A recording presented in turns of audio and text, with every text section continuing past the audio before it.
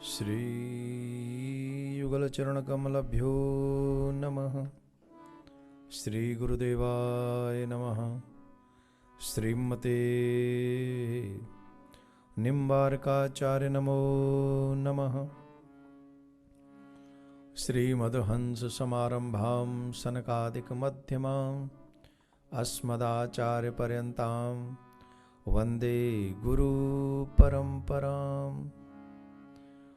जन्माद्यस्यतोऽन्वयादितरतश्चार्थेषु विज्ञस्सुराट् तेने ब्रह्महृदायादिकवये मुह्यन्ति यत्सूरय तेजो वारिमृदां यथा विनिमयो यत्र सर्गो मृषा धाम्ना स्वेन सदा निरस्तकुहकं सत्यं परं धीमहि। नारायणं नमस्कृत्य नरं चैव नरोत्तमं देवीं सरस्वतीं व्यासं ततो जयमुदीरयेत्। कृष्णाय वासुदेवाय हरये परमात्मने प्रणतक्लेशनाशाय गोविन्दाय नमो नमः। गुरुर्ब्रह्मा गुरुर्विष्णुः गुरुर्देवो महेश्वरः गुरुर्साक्षात् परब्रह्म तस्मै श्री गुरुवे नमः। श्री राधा मेरी स्वामिनी मैं राधे तिरुदास जन्म जन्म मोहि दीजियो श्री चरणन को वास। वर्षाने की राधिका नंद गाम के श्याम इनके चरणन में करूं मैं कोटि कोटि प्रणाम। कृष्णं नारायणं वन्दे कृष्णं वन्दे व्रजप्रियं कृष्णं द्वैपायनं वन्दे कृष्णं वन्दे वृदासुदं। सभी भक्त दोनों हाथ जोड़ें। विश्व शांति के लिए पहले हम प्रे करेंगे श्लोक के माध्यम से और उसके बाद आज के कथा क्रम को प्रारंभ करेंगे।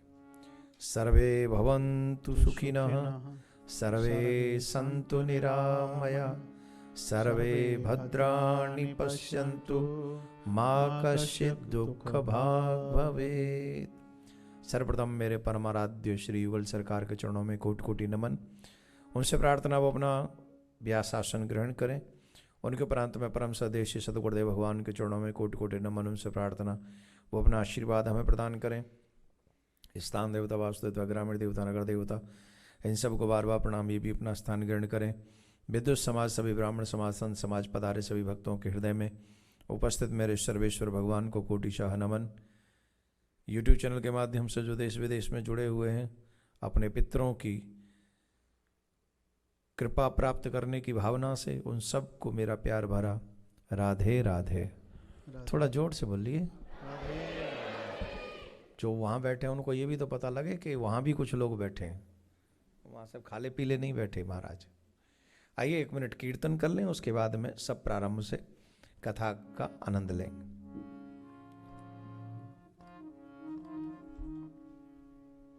श्री कृष्ण गोविंद हरे मुरारे श्री कृष्ण गोविंद हरे मुरारे।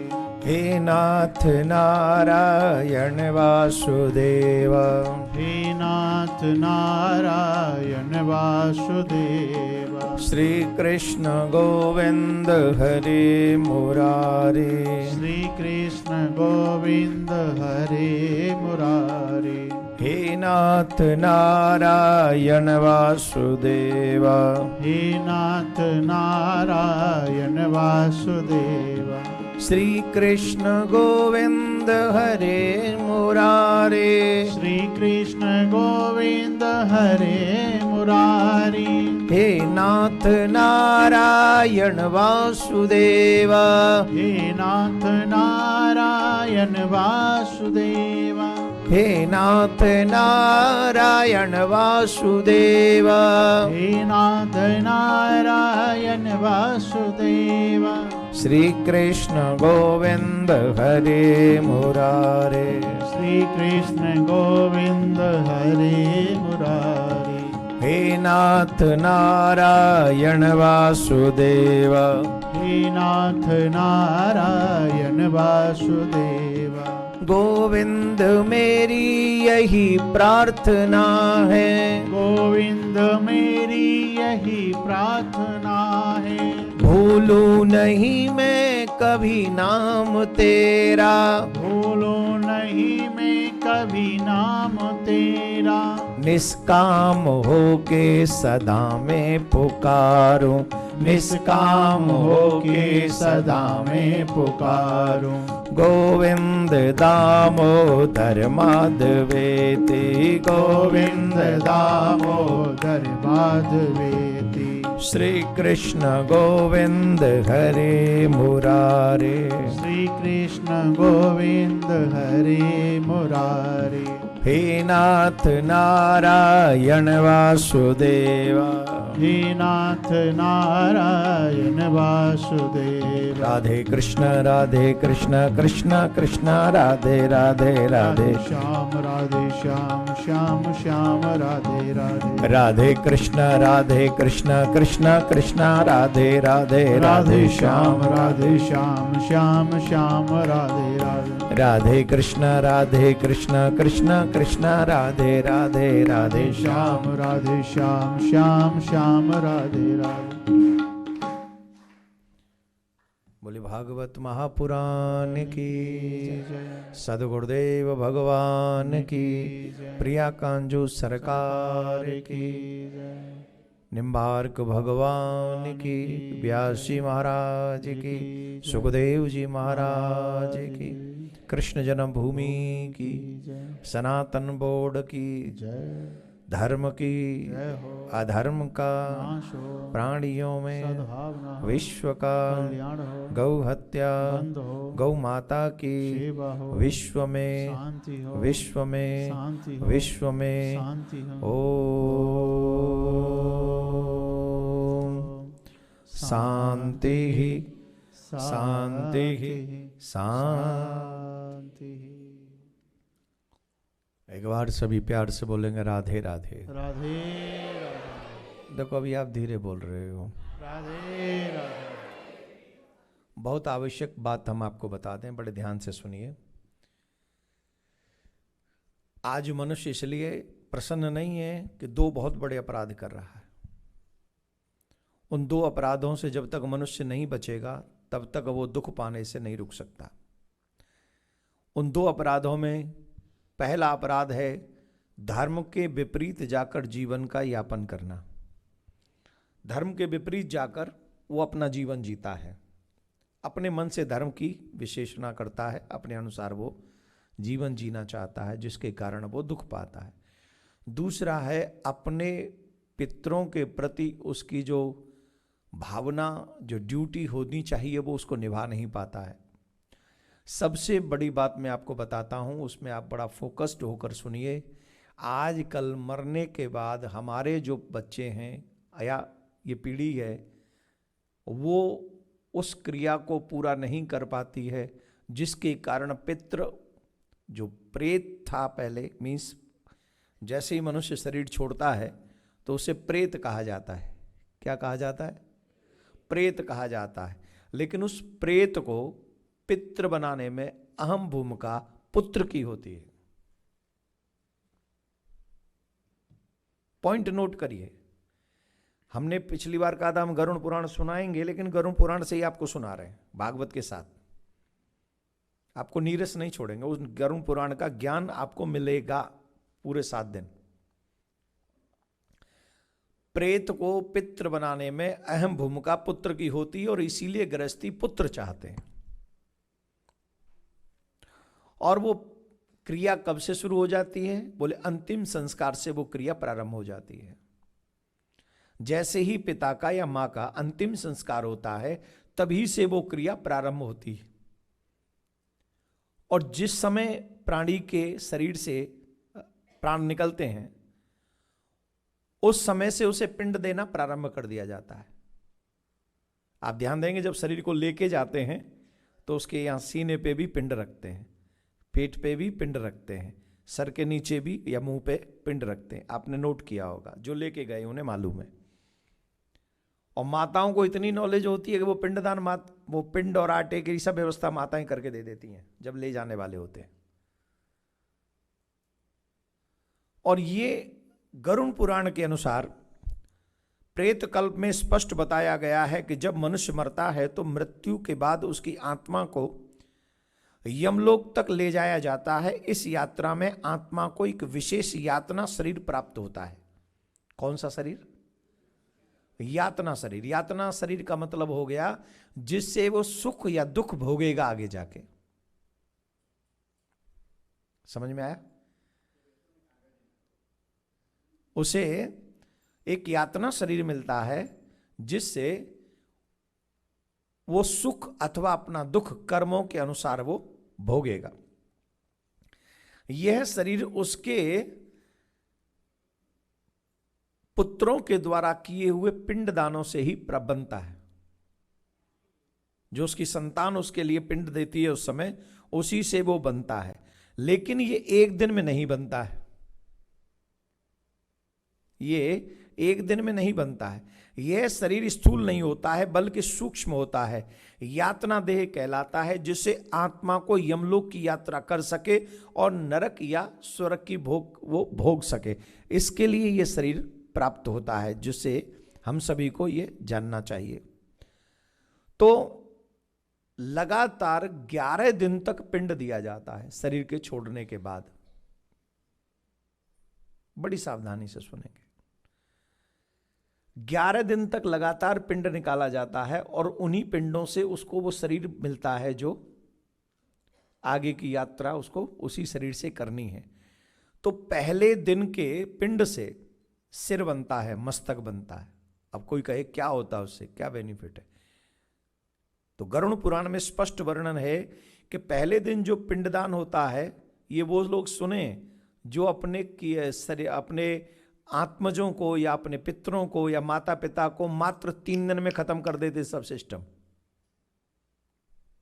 ये उनको सोचने समझने वाली बात है। 12-13 दिन से पहले कभी भी पीछा नहीं छुड़ाना चाहिए।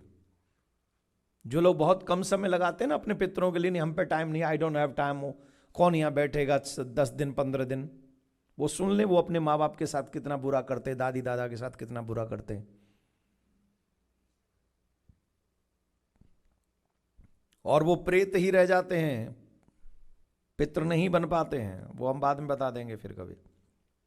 लेकिन अभी सुनो, पहले दिन के पिंड से सिर बनता है, दूसरे दिन के सिर से पिंड से गर्दन और कंधे बनते हैं, तीसरे दिन के पिंड से हृदय और आर्म्स बाहु बनती हैं, चौथे दिन के पिंड से पेट और जांग बनती हैं, पांचवें दिन के पिंड से गुहा और गुदा कई अंग बनते, गुप्त अंग बनते हैं, छठे दिन के पिंड से पैर और पैर बनते हैं, सातवें दिन के पिंड से नाड़ी और रक्त बनता है, आठवें दिन के पिंड से अस्थियां माने हड्डियां बनती हैं, और 9वें दिन के पिंड से मज्जा और लोहित बनता है, 10वें दिन के पिंड से त्वचा और रोम बनते हैं, 11वें दिन के पिंड से पूरा शरीर बनता है।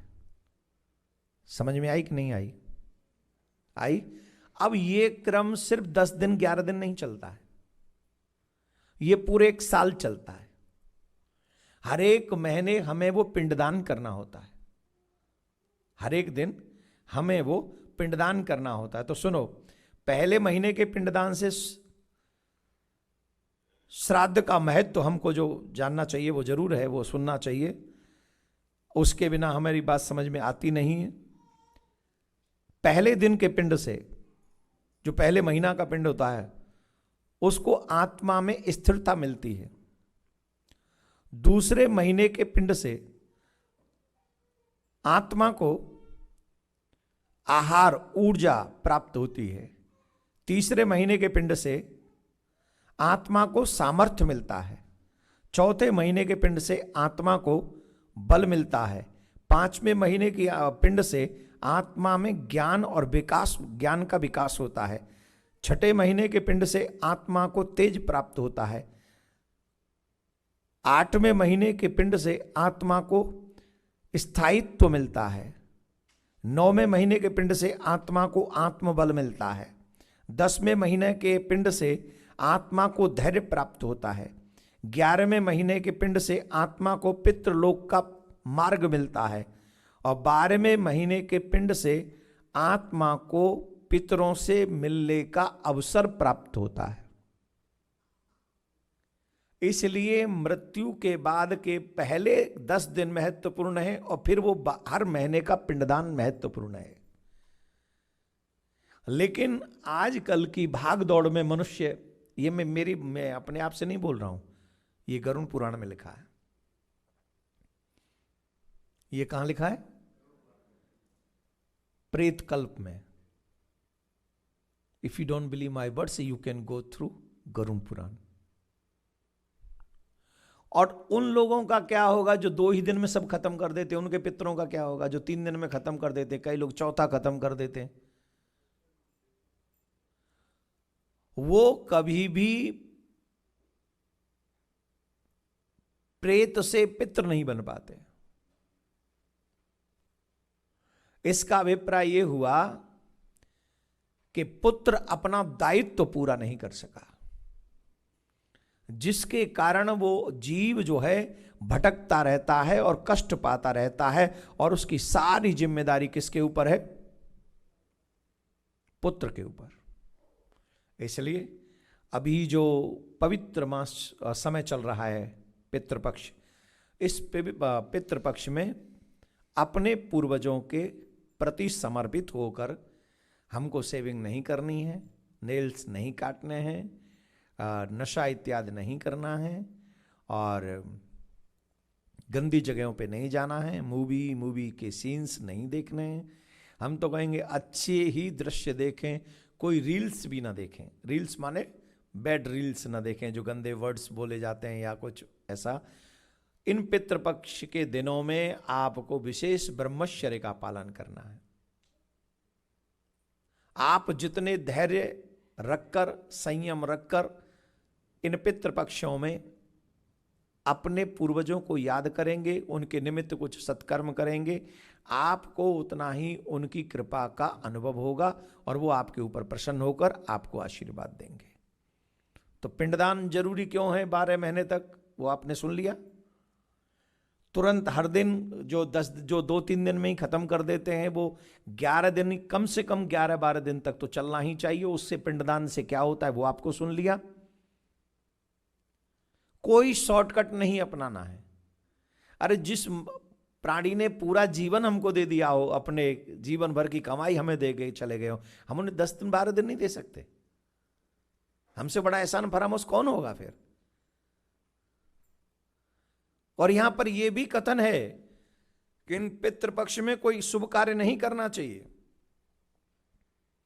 मुंडन नहीं कराना है, गृह प्रवेश नहीं करना है, नई गाड़ी नहीं लानी है, नए वस्त्र नहीं पहनने हैं, खरीदने नहीं है नए वस्त्र, पहनने नहीं है नए वस्त्र। अभी हमें किसी ने वीडियो दिखाया, वो कह रहे थे पितृ बड़े प्रसन्न हो जाते हैं। हमारे पितृ तो प्रसन्न हो जाएंगे अगर पितृपक्ष में हम लोग गाड़ी वाड़ी लाएंगे तो। धर्म वो नहीं है जो हमारे मन और बुद्धि में आ जाए, धर्म वो है जिसे हमारे ग्रंथ स्वीकार करें। और मेरा आग्रह है, गरुड़ पुराण में लिखा हुआ है कि हमें नए वस्त्र नहीं खरीदने चाहिए, नई गाड़ी नहीं खरीदनी चाहिए, नए घर में नहीं जाना चाहिए, हमें अपने बच्चों के विवाह नहीं करने चाहिए, मुंडन नहीं कराना चाहिए। ये सब चीज़ें अगर हमारे शास्त्रों में लिखी हैं तो अगर सच्चे सनातनी हैं तो हमें वही फॉलो करना है। ये जो आजकल के यूट्यूबर्स आ गए नए नए ज्ञान बांटने के लिए अपने मन से, प्लीज बी केयरफुल। मैं इस व्यासपीठ पे बैठ के आपको वो दिशा नहीं बताऊंगा जो वेद व्यासी ने आपको नहीं बताई। आपके लिए अहितकर होगा वो से मैं रोकूंगा, और आपके लिए हितकर होगा वो अवश्य बताने का प्रयास करूंगा, और वही हमारा दायित्व है। इसमें हम किसी का विरोध भी नहीं कर रहे। कोई ये ना समझे कि हमने ऐसा बोला तो महाराज ने ऐसा क्यों बोल दिया। इसलिए बोल दिया क्योंकि आपकी बात को सुन के 4 लोगों ने भी ये कार्य शुरू कर दिया ना, तो वो चारों के चारों जो है उनकी दुर्गति होगी, उनके पितर रूठ जाएंगे उनसे। मैं नहीं कह रहा हूं, गरुड़ पुराण कह रहा है। तो अब बताइए, मुझे रोकना है, मुझे समझाना चाहिए कि नहीं? जोर से बोलिए। इसलिए समझा रहा हूं, मैं किसी के विरोध में ये बात नहीं बोल रहा हूं। राधे राधे बोलना पड़ेगा उसे। तो आज की जानकारी सही लगी आपको गरुड़ पुराण की? तो आपको ये तो नहीं लग रहा कि गरुड़ पुराण नहीं सुना है महाराज ने?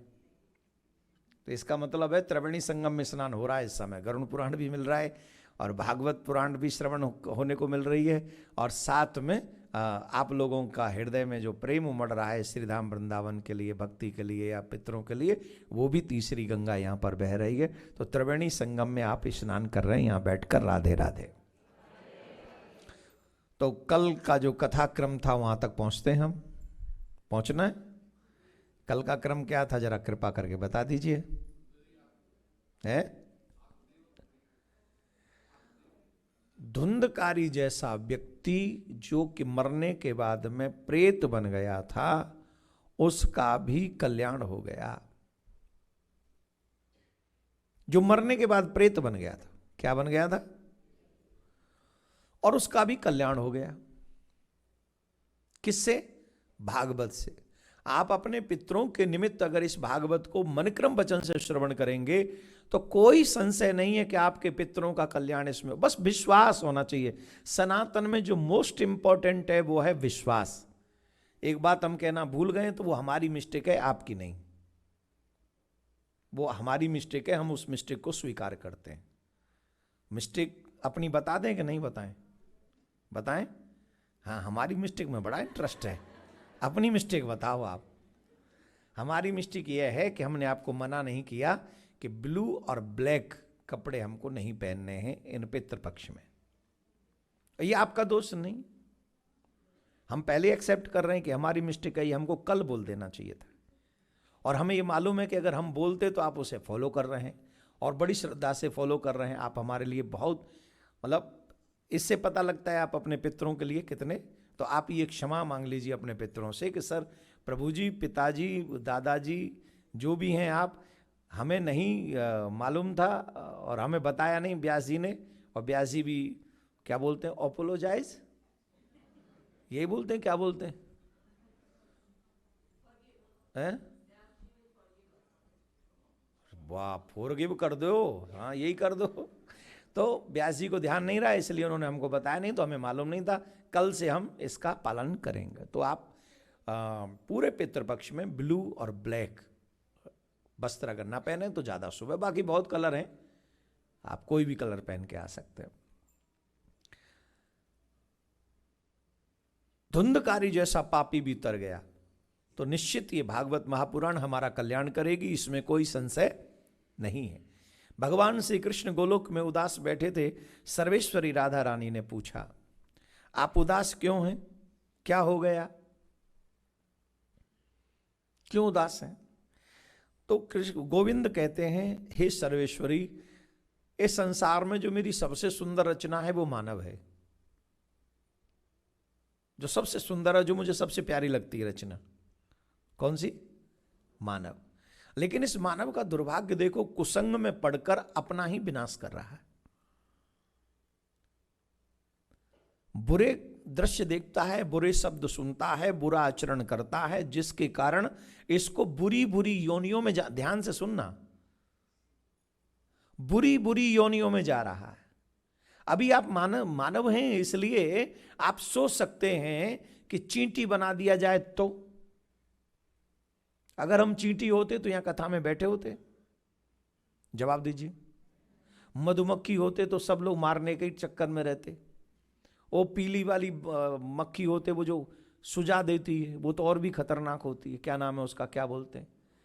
हमारे ब्रज में तो उसे ततैया कहते हैं। ततैया भी तो भगवान ने ही बनाया है, मधुमक्खी भी तो भगवान ने बनाई है, मच्छर भी तो भगवान का ही है, मक्खी भी तो भगवान की रचना है।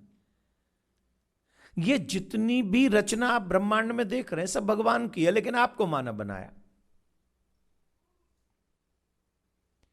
क्या हम तब तक नहीं सुधरना चाहते जब तक मधुमक्खी न बन जाए, ततैया न बन जाए, गधा न बन जाए, घोड़ा न बन जाए, हाथी न बन जाए, पेड़ न बन जाए, जल की मछली न बन जाए, आकाश के पक्षी न बन जाए? तब तक नहीं सुधरना चाहते? अगर नहीं सुधरना चाहते तो ये हमारी बहुत तगड़ी मूर्खता है। अगली बार बनना ही पड़ेगा, यही सत्य है।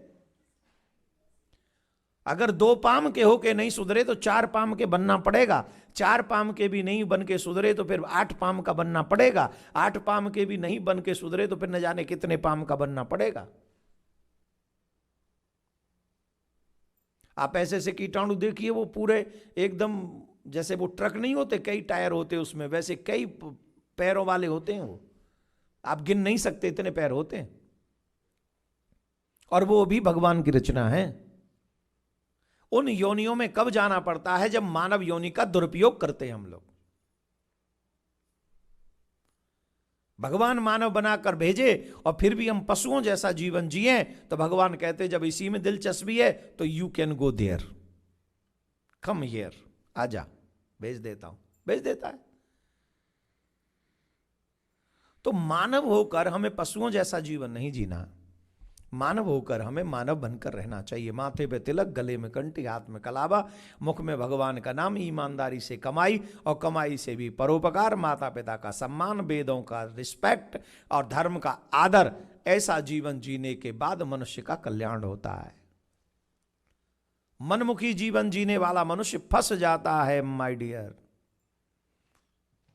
मनमुखी अगर जीवन जिएंगे तो फंसेंगे। तो भगवान कहते हैं मैंने सबसे सुंदर इस मानव को बनाया है, लेकिन ये मानव बुरे विचारों के द्वारा, बुरे श्रवण के द्वारा, बुरे आचरण के द्वारा अपने पतन के रास्ते पे चला जाता है। मानव मानव नहीं रह पाता, फिर अगले जन्म में वो पशु, या तो वो जल की मछली बनेगा, या आकाश का पक्षी बनेगा, या फिर जड़ चैतन्य कुछ भी बनकर इधर उधर अपने कर्मों का फल भोगेगा। और इनको दुखी देखकर मैं दुखी होता हूं। किशोरी जी बोली इनका कल्याण कैसे होगा? कि कोई हमारा दूत जाए और इन्हें हमारी कथा सुनाए और इन्हें समझाए कि what is the good and what is the bad, अच्छा क्या है, बुरा क्या है। और जब ये समझेंगे तो उस मार्ग पर चलेंगे। तो कौन जाएगा? बोले सुख जाएंगे। सुख को कहा तुम जाओ, भगवान की आज्ञा मानकर सुख आ रहे थे। मार्ग में शंकर भगवान विराजमान थे कैलाश पर्वत पे, और वहां पार्वती के साथ में बैठे हुए थे।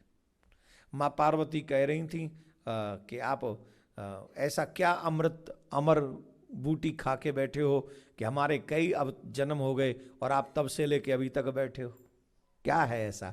बोले हमने अमर कथा सुनी है। कौन सी कथा सुनी?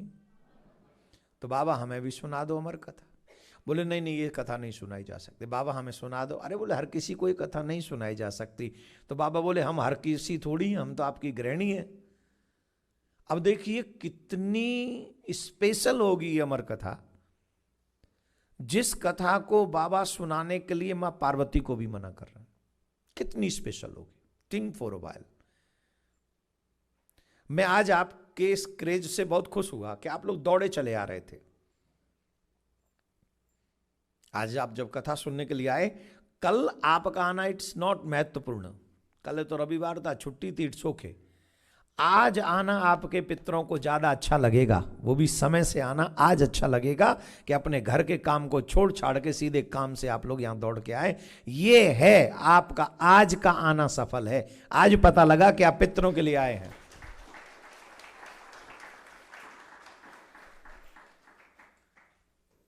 इस चीज से वो प्रसन्न होते हैं कि मेरे लिए मेरे बच्चे, मेरे संतान समय निकाल रही है। ये है महत्वपूर्ण। आप सोचिए, जिस कथा को भगवान भोलेनाथ अपनी मां, अपनी पार्वती जी को भी नहीं सुनाने के मन में है, वो कथा कितनी महत्वपूर्ण होगी। और कलयुग में वो कथा हम सब के लिए इजी हो गई है। और शायद जब मैंने प्रारंभ की थी कथाएं, भागवत कथा, उस समय मैंने उत्साह देखा है लोगों का कथा के प्रति, अभी भी है, पर अब थोड़ा ढिल्ल-मुल्ल रवैया हो रहा है। अब थोड़ा जितना होना चाहिए उतना थोड़ा, क्योंकि अब कथा में अलग अलग चीजें आने लग गई हैं। और ये जो अलग अलग चीजों के प्रति हमारा रुझान है वो फंसा रहा है। हमारी जो कथा में श्रद्धा है उसको भी कम कर रहा है, और जो कथा के प्रति निष्ठा होनी चाहिए उसे भी कम कर रहा है।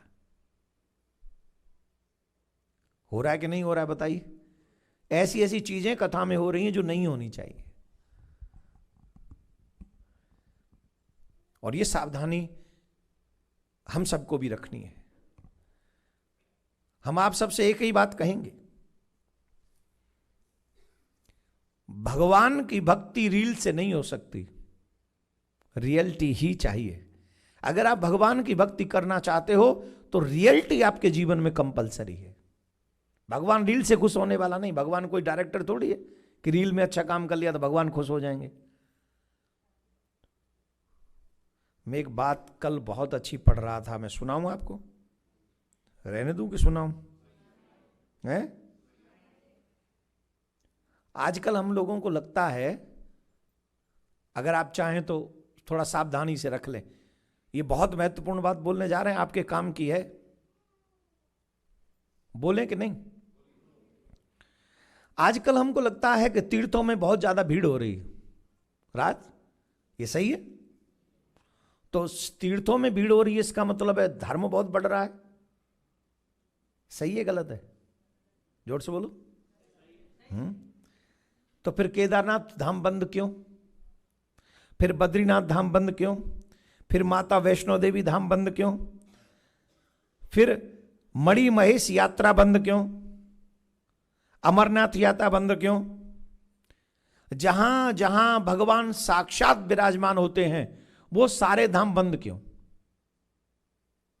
रीजन क्या है इसके पीछे? प्रकृति हमसे रुष्ट क्यों है? क्यों प्रकृति नाराज है हमसे?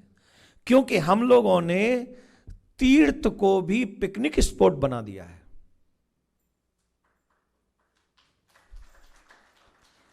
हमने तीर्थ को पिकनिक स्पॉट बना दिया है। केदारनाथ बंद, बद्रीनाथ बंद, वैष्णो देवी बंद, अमरनाथ बंद, बांके बिहारी भी आजकल बंद, वृंदावन की जमुना की बाढ़ आ गई बंद। क्यों? अरे भक्तों के लिए तो विघ्न हरना चाहिए था, ये विघ्न बढ़ क्यों रहा है? वो इसलिए बढ़ रहा है क्योंकि हमने तीर्थों को पिकनिक स्पॉट बना दिया है। जिस भाव से हमको वहां जाना चाहिए उस भाव से हम जाना नहीं चाहते। हाथ में हाथ डाल के हम लोग तीर्थों में यात्रा कर रहे हैं, भगवान के धाम का अपमान कर रहे हैं, भगवान के नाम का अपमान कर रहे हैं, भगवान के स्वरूप का अपमान कर रहे हैं। इससे प्रकृति, इससे धाम, इससे नाम, इससे भगवान प्रसन्न नहीं होगा, रुष्ट होगा। और जब वो भगवान, प्रकृति, नाम, धाम रुष्ट होंगे तो हमारे सामने ये स्वरूप सामने आएगा जो आजकल आ रहा है, जो नहीं आना चाहिए।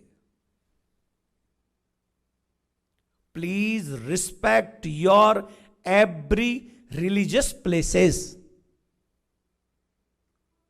घूमने जाना है तो अन्य जगहों पे चले जाओ, लेकिन वहां जब वृंदावन में जाओ, हरिद्वार में जाओ, काशी में जाओ, केदारनाथ जाओ, बद्रीनाथ जाओ, वो रिस्पेक्टेबल प्लेस हैं, वहां एकदम संयमी बन के जाओ। अगर आप इनकी मर्यादा का ध्यान रखोगे तो ये पट बंद नहीं होंगे, और नहीं रखोगे तो यही होगा जो हो रहा है, जो हमें तो बिल्कुल भी पसंद नहीं है। वो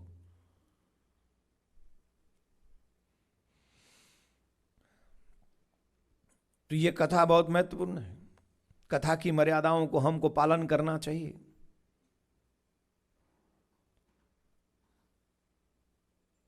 बाबा से माँ ने कहा कृपा करके हमें सुना दीजिए कथा।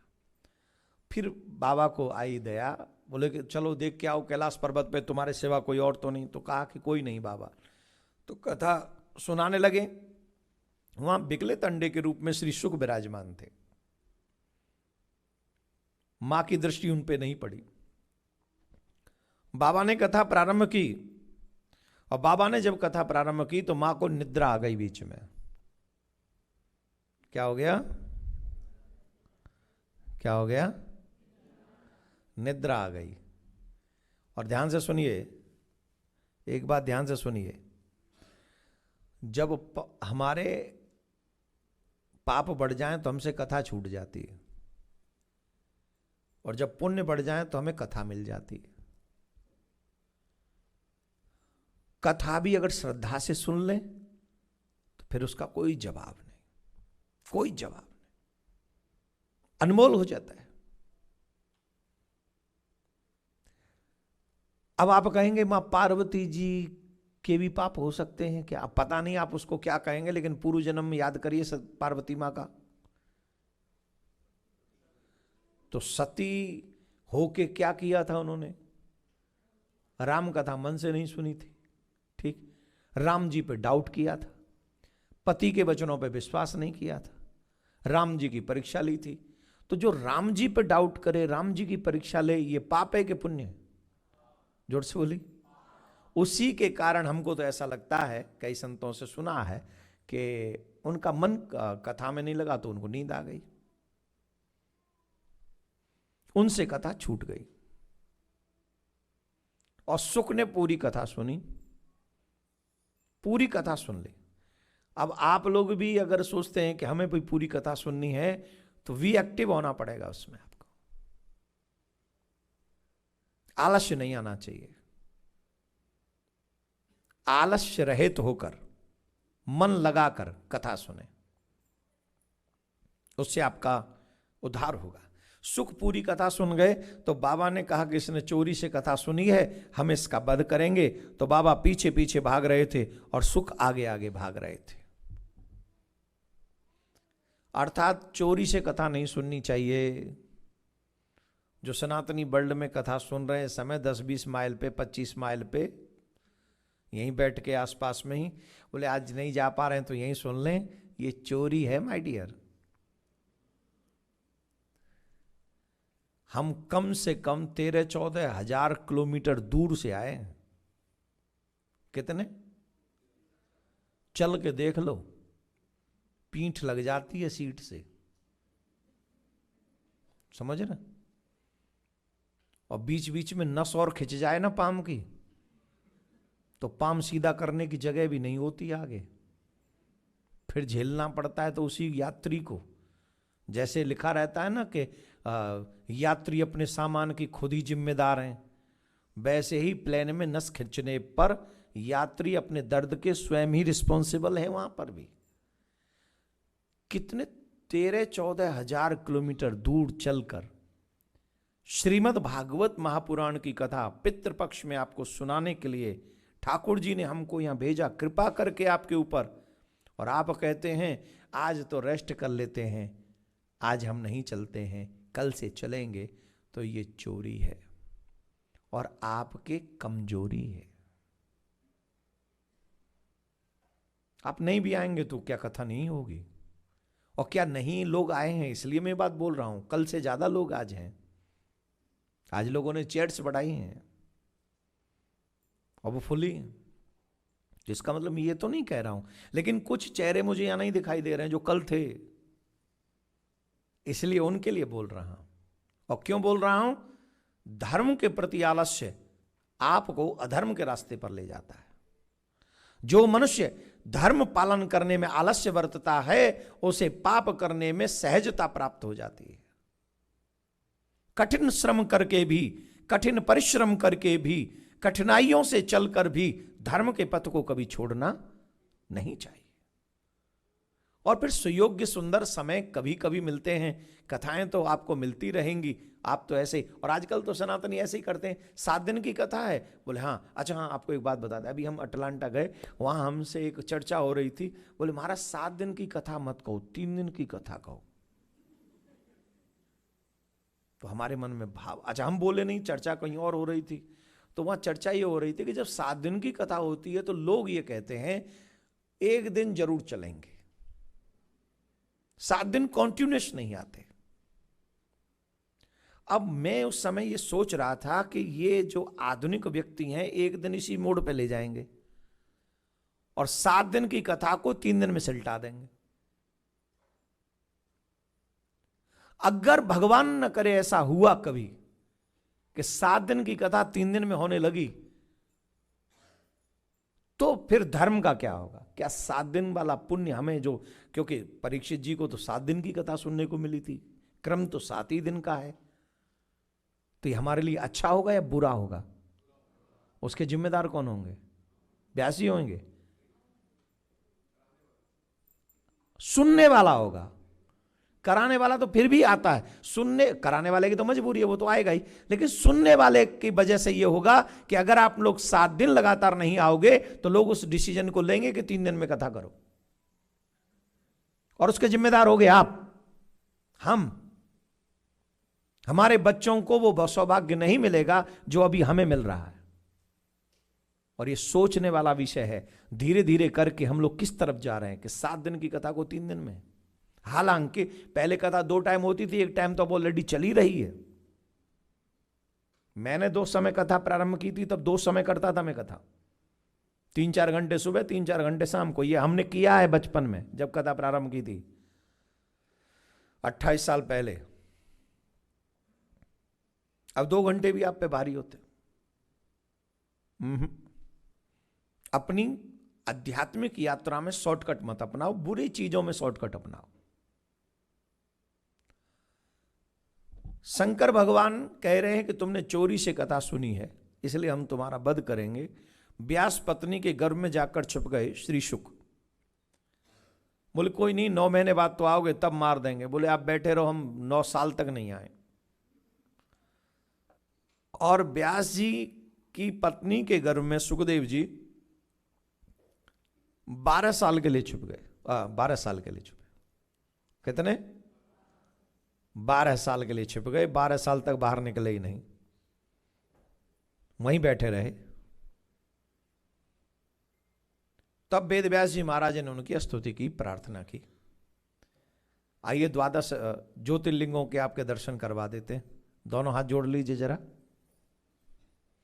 और आप सोचिए कि हम 12 ज्योतिर्लिंगों के पास जा रहे हैं इन मंत्रों के माध्यम से।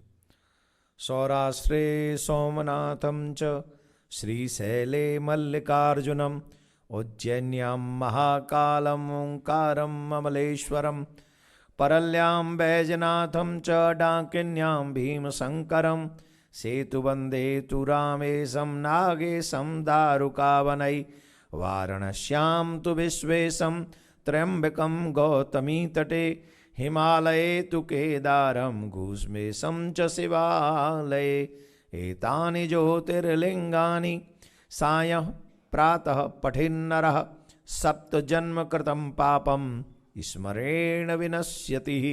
नमामि समीशान निर्वाण रूपम विभुं व्यापकं ब्रह्मवेद स्वरूपम निजं निर्गुणं निर्विकल्पं निरीहं चिदाकाशमाकाशवासं भजेयम्। कलातीत कल्याण कल्पांतकारी सदा सच्चिदानंद दाता पुरारी चिदानंद संदोह मोहापहारी प्रसीद प्रसीद प्रभो मन्मथारी। न जानामि योगं जपं नैव पूजां नतोऽहं सदा सर्वदा शम्भुतुभ्यं जरा जन्म दुःख उगतातप्यमानं प्रभो पाहि आपं नमामि स शम्भो प्रभो पाहि आपं नमामि स शम्भो। 12 ज्योतिर्लिंगों का नाम स्मरण किया, यात्रा की, और रुद्राष्टकम के 3 श्लोक आप लोगों ने श्रवण किए। पूरा नहीं सुनाया समय के अभाव में। व्यास जी से शंकर भगवान प्रसन्न हुए और आशीर्वाद दिया, तुम्हारा पुत्र बहुत बड़ा ज्ञानी होगा, हम जाते हैं। सुखदेव जी ने जन्म लिया। जन्म से पहले व्यास जी ने कहा भैया आ जाओ, शंकर भगवान चले गए। बोले हम नहीं आएंगे। क्यों? बोले जैसे ही आएंगे माया हमको पकड़ लेगी। माया पकड़ लेगी? बोले हाँ, संसार में जन्म लेते ही हम भगवान को भूल जाएंगे, हम नहीं आएंगे। स्वयं मायापति वचन दे कि उनकी माया हमको नहीं सताएगी तो हम आते हैं। ऐसा ही हुआ और जन्म लेते ही घर छोड़ के चले गए। ये माया महाठगनी है, सत्य को असत्य और असत्य को सत्य दिखाती है। हाँ जी कि ना जी? जवाब देव जी। बुराई अच्छाई लगती है, अच्छाई बुराई लगती है। अच्छा, सब लोग आना चाह रहे होंगे, किसके चक्कर में नहीं आए? महाराज हम आने ही वाले थे, किसी का फोन आ गया, वो आ रहा है। जो आ रहा है वो कौन है? माया। महाराज जी बस पहुंच ही रहे थे, एक बुरी खबर आ गई, वापस आना पड़ा। वो बुरी खबर क्या है? माया। महाराज सब तय था, सब निश्चित था कि पहुंचना ही है कथा में, पर कंपनी का फोन आ गया और उसके चक्कर में जाना पड़ा।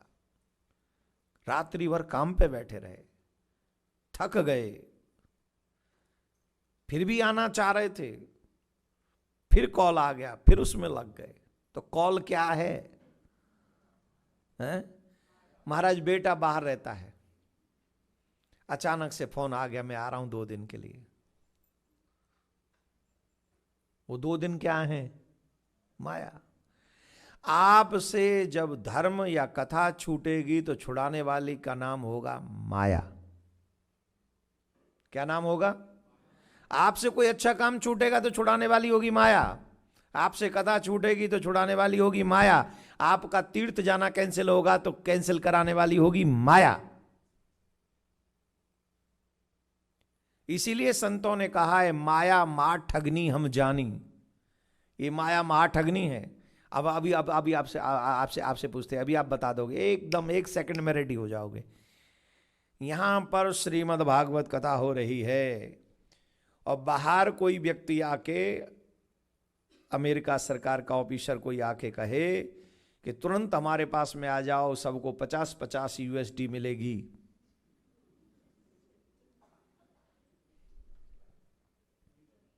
है? देखो भैया, पितृपक्ष चल रहा, भागवत में बैठे हो, अगर झूठ बोला तो 1 पाप के बदले 1000 पाप का फल मिलेगा। हैं? $50 नहीं, 50,000 USD, 50,000 USD।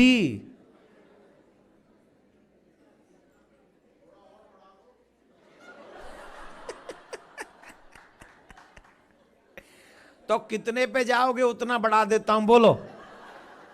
मेरे पिताजी का क्या जाता है, मुझे तो बोलना ही तो है, देना थोड़ी। बोलो कितना बढ़ाऊं?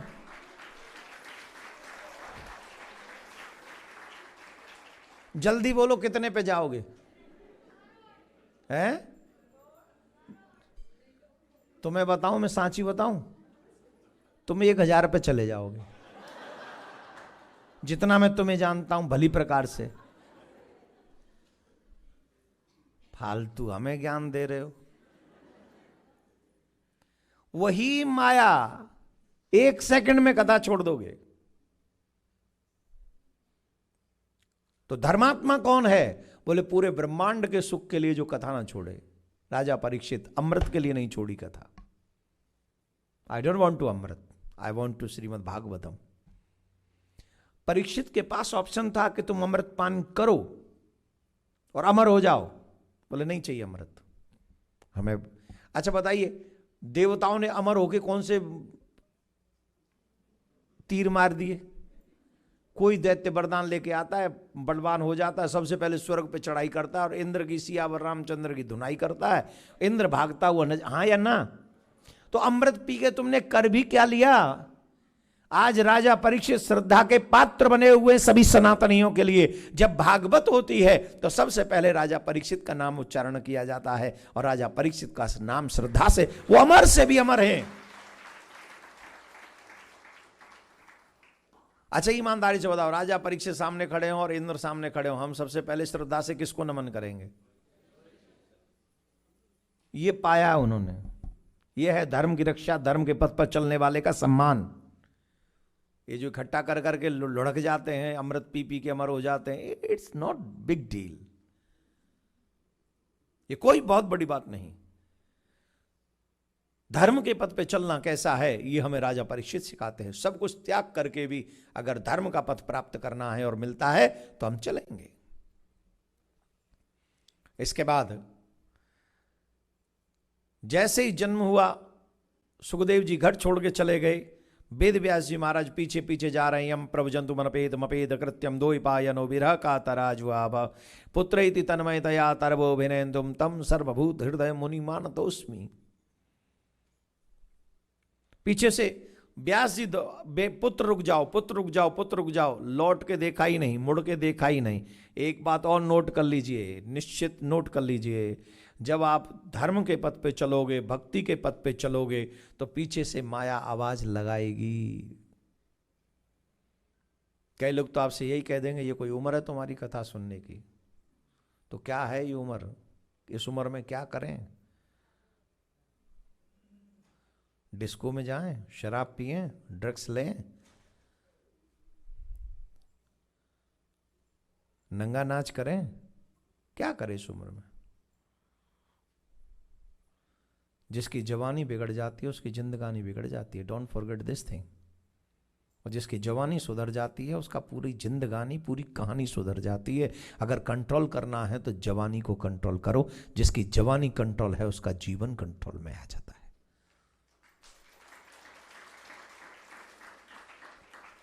बिगड़ी हुई जवानी कई घर बर्बाद कर देती है। ठीक वैसे ही जैसे समुद्र अपनी मर्यादा तोड़ दे तो क्या होगा। अभी नदियों ने अपनी सीमा छोड़ दी है तो देखिए क्या हो रहा है। ये जवानी भी किसी समुद्र के बेग से कम नहीं, ये नदी के बेग से कम नहीं, समुद्र के बेग से कम नहीं। जब ये मर्यादाएं तोड़ती है जवानी तो कुछ भी तबाही के सिवा नहीं कर पाती, सिर्फ तबाही होती है। चाहे वो रिश्तों की तबाही हो, चाहे वो विचारों की तबाही हो, चाहे वो बुरे कर्मों, अच्छे कर्मों की तबाही हो। तो इसलिए जैसे नदियों का सीमा में रहना जरूरी है, समुद्र का सीमा में रहना जरूरी है, अग्नि का सीमा में रहना जरूरी है, पवन का सीमा में रहना जरूरी है, वैसे ही जवानी का भी सीमा में रहना, कंट्रोल में रहना जरूरी है।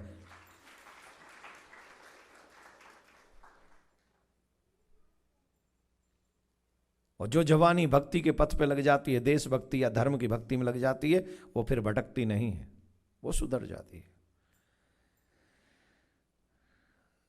लौट के नहीं आए सुखदेव जी, व्यास जी उदास हुए, नारद जी का आना हुआ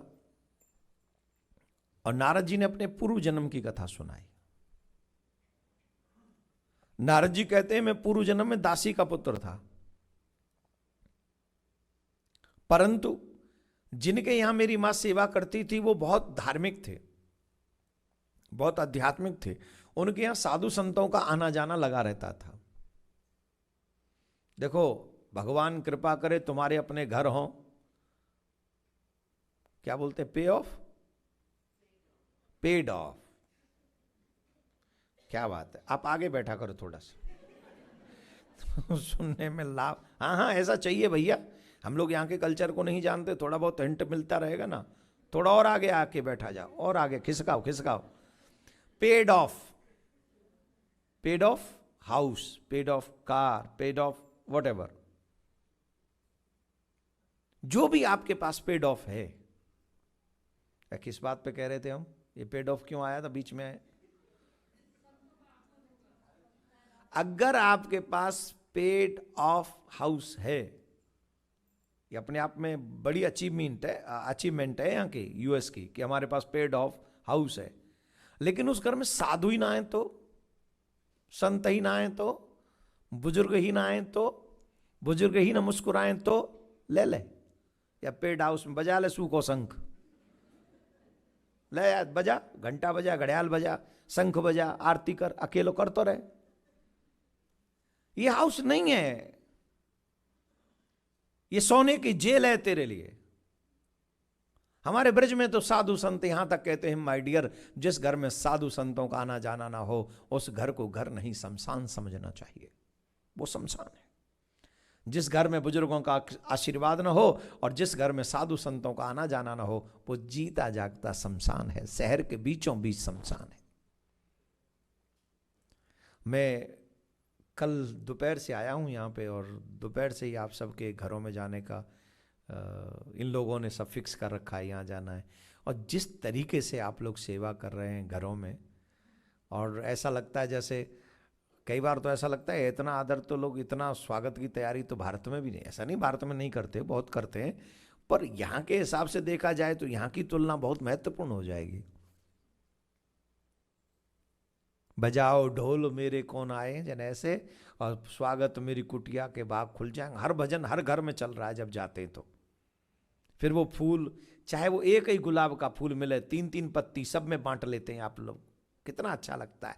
फिर वो पत्तियां यूं डालते हैं, उन पत्तियों से हमारा भजन ना तो बढ़ने वाला ना घटने वाला, लेकिन उससे आपकी श्रद्धा जरूर बढ़ने वाली है, आपका सत्कर्म जरूर बढ़ने वाला है। अच्छा, जब घर में किसी के में जाते हैं ना, जब इतना सब आओ भगत होती है तो मन करता है भगवान इनको सब कुछ दे दे, ऐसा सनातनियों को इतना दे दे, इतना दे दे, इतना दे दे, जिससे ये देश छोड़ के अपने देश में सेटल हो जाए।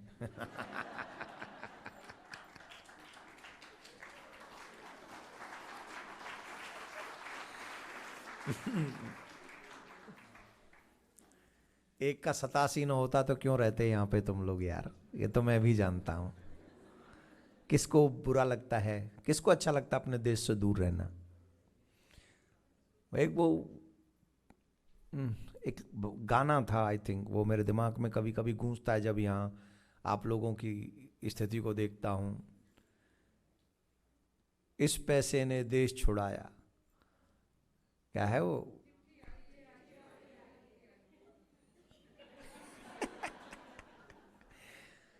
इस पैसे ने देश छुड़ाया, देश पर आया छोड़ के आजा, पंछी पिंजड़ा तोड़ के आजा, आजा उम्र बहुत है छोटी, अपने घर में भी है रोटी, तेरे बिन जब आई होली, पिचकारी से निकली गोली। वाकई लिखने वाले उस समय अच्छे ही होते थे, उन्होंने कितना अच्छा आप सबके दर्द को लिखा है। आप कल्पना करिए कि जब हमारे बिना हम लोग यहाँ रहते हैं और उसके बिना जब दीपावली वहाँ मनाई जाती है, घर की माँ अकेली घर में बैठी है और बेटा यहाँ से वीडियो कॉल कर रहा है, तो क्या उसकी होली होली होगी, दीपावली दीपावली होगी? चलिए, हम इमोशनल नहीं होना चाहते इस विषय पे और ना ही हम आपको करना चाहते हैं, पर मैं तो यही कह रहा था कि जिनके घर में हम जाते हैं और जब आप लोगों का ये सुंदर स्वागत देखते हैं, मन करता है ठाकुर जी एक ही बार में आपको इतना कहीं से सेटल कर दे कि आप भी अपने परिवार, अपने देश के बीच में वहीं रहकर अपने देश और धर्म की सेवा करें। ऐसी प्रार्थना हम प्रिया कांजो से करते हैं। राधे राधे। बोले महाराज मैं छोटा सा बच्चा था, बहुत छोटा सा, मेरे को भी सेवा मिली जब साधु संत आए वहां, तो उन संतों के लिए भोजन लाने का, वो जल लाने की, पुष्प लाने की व्यवस्था मुझे मिली, पत्तल उठाने की व्यवस्था। 6-7 साल का था। 4 महीने के लिए, चातुर्य मास जब वर्षा होती है तो साधु संत यात्रा करना बंद कर देते हैं, वो एक जगह रहते हैं, तो वहां पर वो यात्रा कर रहे थे तो वहीं रुके थे। तो जब वो भोजन कर लेते तो उनकी झूठी प्रसादी मुझे मिलती थी। उसके बाद जब संत सोने जाते तो मैं उनके चरण दबाता था, और जब मैं चरण दबाता था तो सोते सोते वो भगवान की चर्चा करते थे, भगवान की कथा सुनाते थे।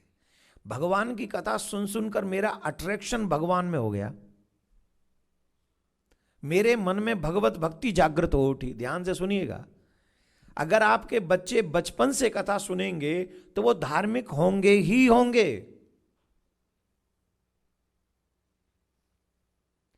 हमारे हाथों से बच्चे इसलिए जा रहे हैं क्योंकि हमारे बच्चों को धर्म का ज्ञान नहीं है, और धर्म के बिना व्यक्ति धार्मिक नहीं हो सकता। जाने बिना कैसे धार्मिक होगा? और जब तक धार्मिक नहीं होगा वो आपकी सेवा नहीं करेगा, आपकी बात नहीं मानेगा, क्योंकि वो तो धर्म ही सिखाता है। स्कूल में तो यही सिखाते हैं तुम अपने राइट्स के लिए लड़ो, चाहे बाप से ही क्यों ना लड़ना पड़े, हाँ या ना? एक पिताजी ने अपने बेटे को डांट दिया यहां पे ढंग से। बेटा 10 साल का था, तो उसने तुरंत 911 पे कॉल कर दिया। अब बोलो पिताजी की का हालत भई होगी। पुलिसमैन आए, बोला आगे समझा के गए, आगे से मत कर देना नहीं तो उठा ले जाएंगे तुम्हारे बच्चे को। अब ले 911। हमारे मॉडर्न स्कूलों में राइट्स की तो बात की जाती है, लेकिन what is the right and what is the wrong नहीं सिखाया जाता है।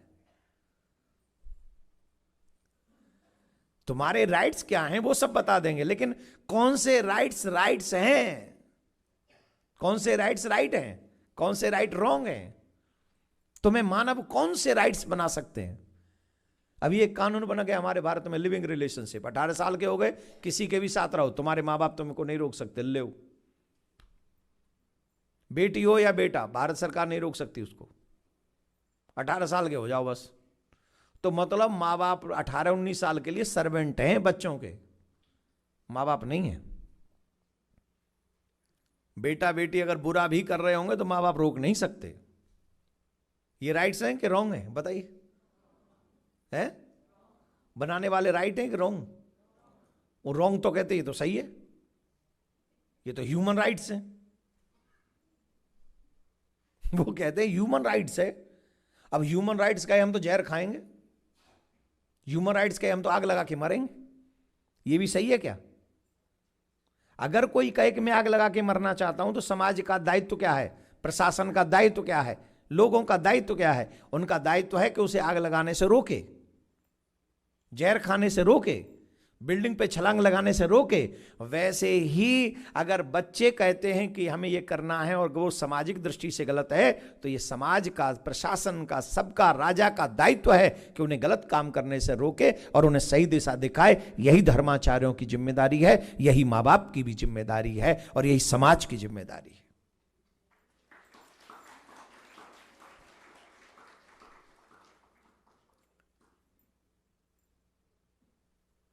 मुझे सेवा मिली है और मैं तो कहता हूं आप अपने बच्चों को लाया करो कथा में, और आप बहुत अच्छे हैं, आपके बच्चे आ भी रहे हैं कथा में।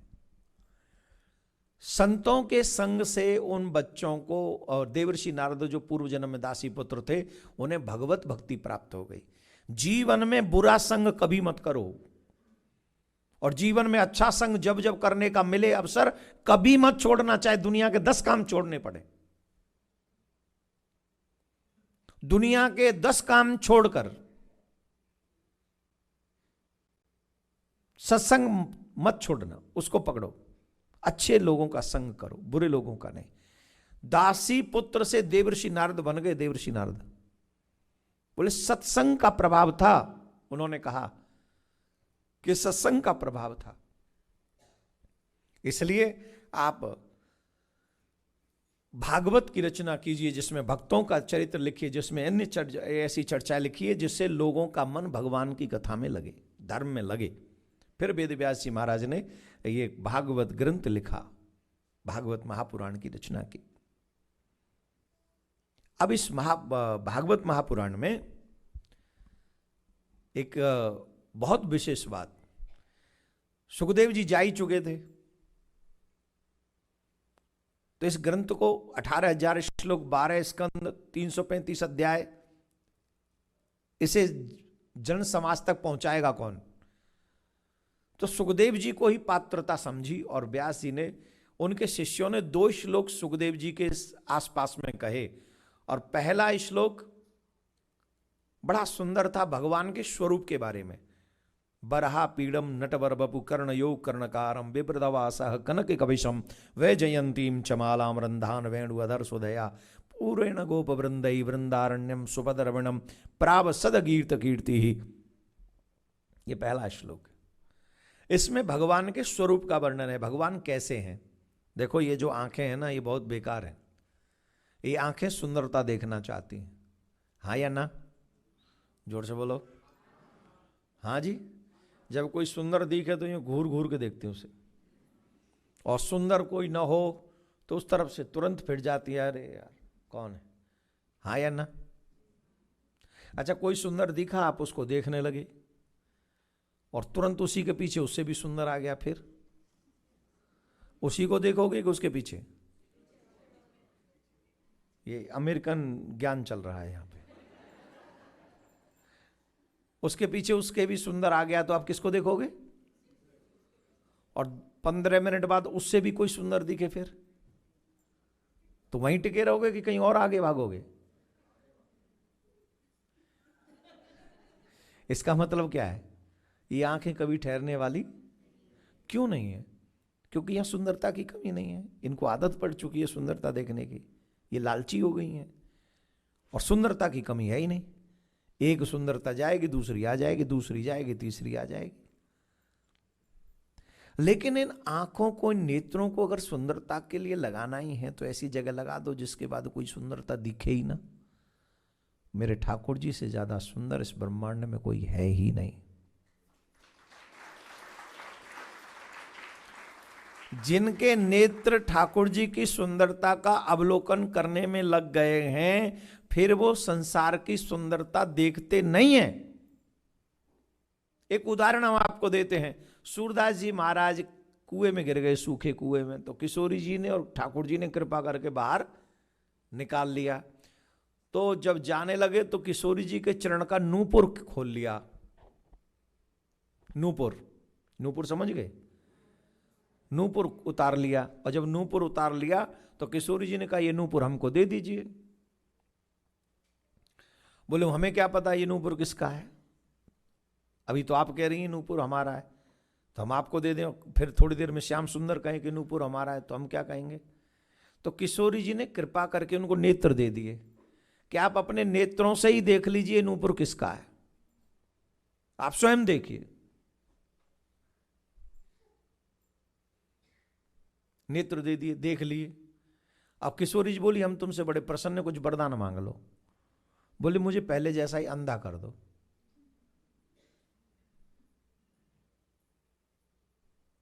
आप और हम क्या मांगते हैं श्याम सुंदर से? मेरी नौकरी में प्रोग्रेस हो जाए, मेरे बच्चे की अच्छी पढ़ाई हो जाए, मेरा बेटा ये बन जाए, मेरी बहू ऐसी आ जाए, मेरा होम ऐसा हो, मेरी गाड़ी ऐसी हो। ये सब मांगते हैं भगवान से, मांगते हैं। और सूरदास जी पे तो न बेटा न बहू न पत्नी न घर न मकान न दुकान, कुछ नहीं, आंख भी नहीं थी। और सूरदास जी को किशोरी जी सामने खड़े होकर दर्शन दे रही हैं और कह रही हैं कुछ मांग लो। और अब अगर किशोरी जी से वो मांग ले कि मुझे इंद्र बना दो, तो वो इंद्र बना देंगी।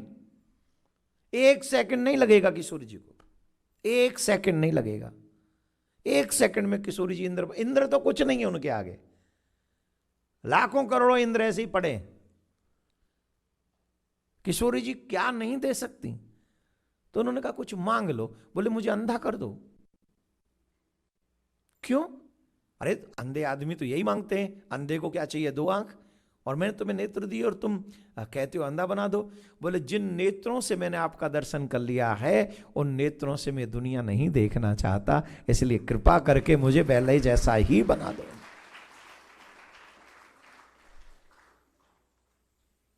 ये बात मैंने क्यों बोली आपके से?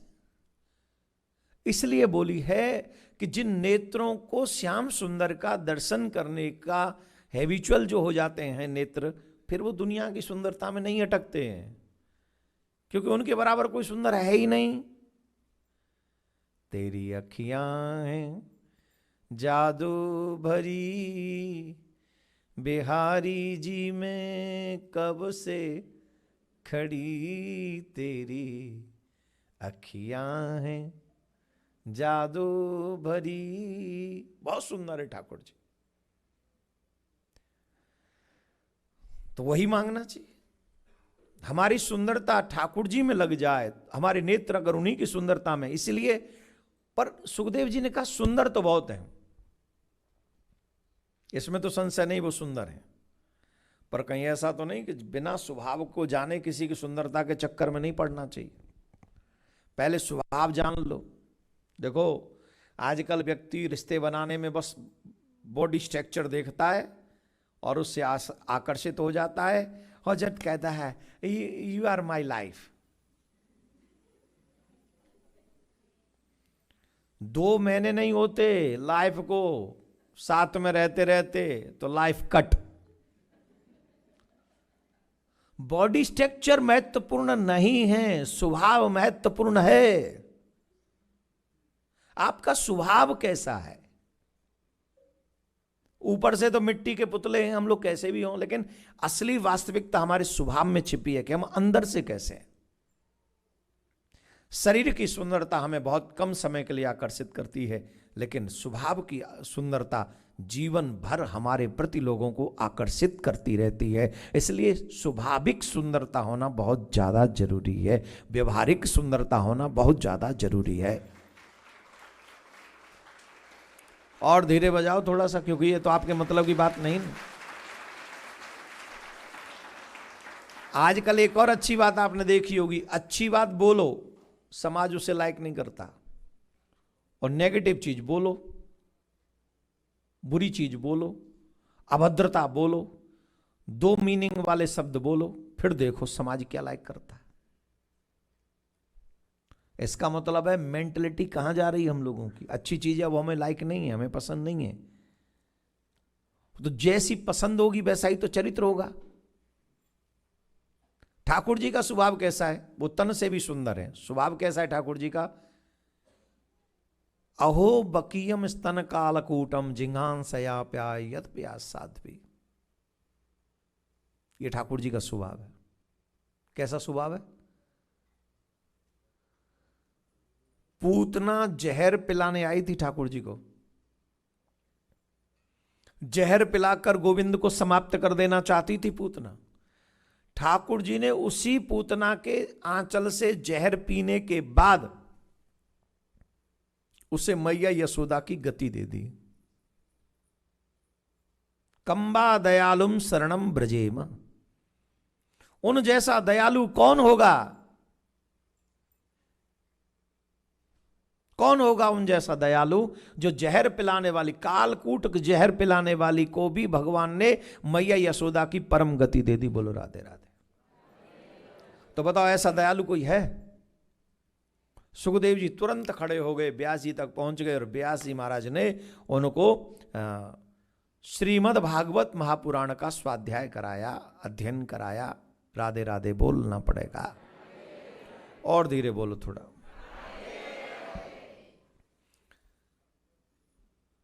अब यहां से आगे के प्रसंग में महाभारत का प्रसंग आता है, थोड़ा ध्यानपूर्वक सुनेंगे। महाभारत का प्रसंग, राजा परीक्षितो राजऋषे जन्म कर्म विलापन संस्थाच पांडुपुत्राणाम बक्षे कृष्ण कथोदयम। राजा परीक्षित की कथा कैसे प्रारंभ होती है? महाभारत के प्रसंग को याद करेंगे थोड़ा सा। महाभारत का विशाल का युद्ध हुआ और वो युद्ध के पीछे वजह क्या थी? जवाब दीजिए। दो चीजें बहुत बड़ी वजह थी और प्रमुखतः एक वो है लालच, लोभ। दुर्योधन नहीं चाहता है कि धर्मराज को राज्य मिले। ये लालच बहुत बड़ी बुरी चीज है, उसी के कारण ये युद्ध हुआ। दूसरा, द्रौपदी का अपमान भरी सभा में हुआ। आजकल लोग जुआ खेलते हैं। अभी जब हम लोग कहते हैं ना ड्रीम 11 विनाशकारी है, विनाशकारी है, अभी कोर्ट ने बंद करा दिया उसको। जिस ड्रीम 11 ने घर घर में जुआ पहुंचाया, आपने देखा? ड्रीम 11 समझ गए मैं क्या कह रहा हूं? क्रिकेट टीम का सब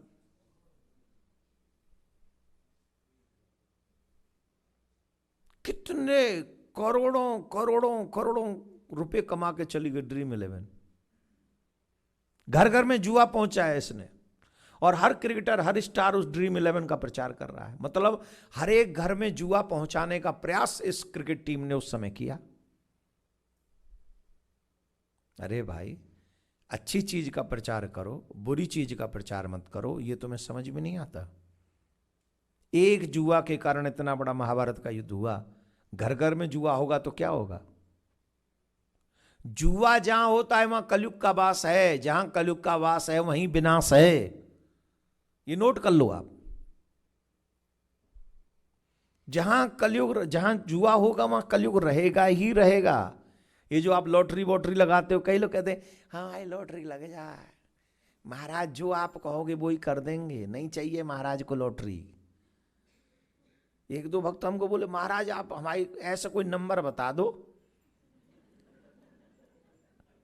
आप बताओ, हम नंबर बताने वाला काम करेंगे? अब तुम धीरे धीरे हम पे भी पर्ची खुलवा रहे हो। मतलब हम तो पर्ची खोल नहीं पा रहे हैं और तुम पर्ची लॉटरी खुलवा रहे हो हमसे। गजब के आदमी। अरे भाई, तुम्हारी लॉटरी लग भी जाए तो मिलेगा तो जुआ से ही। कर क्या लोगे उससे? एक जगह में पढ़ रहा था, बहुत अच्छी बात, लॉटरी जिन जिन की लगी है उनका तीसरी पीढ़ी उनको देखने को नहीं मिली। आप नोट करिएगा, मैंने सुना है, वो सही है गलत मुझे नहीं पता। जुआ किसी का विकास नहीं कर सकता, जुआ सिर्फ विनाश कर सकता है। द्रौपदी को भरी सभा में लाया गया और द्रौपदी ने जब देखा कि कोई मेरी सहायता नहीं कर रहा, वहां पर राजा बैठा है, राजा के आगे तो न्याय सबको मिलता है ना। द्रौपदी ने कहा था, मैंने माना कि तुम नेत्रों से देख नहीं सकते पर कानों से तो सुन सकते हो ना। तुम आंखों से अंधे हो, कानों से बहरे थोड़ी हो। मैं तुम्हें बोलती हूं तुम्हारा बेटा विनाश के बीज बो रहा है, रोको इसे। ध्यान दें मां बाप, संतान के प्रेम में फंसकर धृतराष्ट्र और गांधारी मत बनिए। अपने बच्चों को दुशासन, दुर्योधन, शकुनी बनाने से रोकिए। दुशासन, दुर्योधन, शकुनी कौन है? जो जुआ खेलें, मद्यपान करें, दूसरों के अधिकार पर चढ़ाई करें, दूसरे के अधिकार को छीनने का प्रयास करें, वही दुर्योधन, वही दुशासन, वही शकुनी है। मां बाप को अपने बच्चों को इससे रोकना चाहिए। मां बाप को यह प्रयास करना चाहिए कि मेरे बच्चे दुशासन नहीं बनेंगे, दुर्योधन नहीं बनेंगे, शकुनी नहीं बनेंगे। बनना ही है तो मेरा बेटा अर्जुन बनेगा, बनना है तो मेरा बेटा धर्मराज बनेगा, भीम बनेगा, नकुल बनेगा, सहदेव बनेगा। चाहे 5 हैं, लेकिन पांचों के पांचों धर्म के पथ पर चलेंगे, जिनके साथ छठे नारायण अपने आप खड़े हो जाएं। ऐसा प्रयास हर मां बाप को करना चाहिए।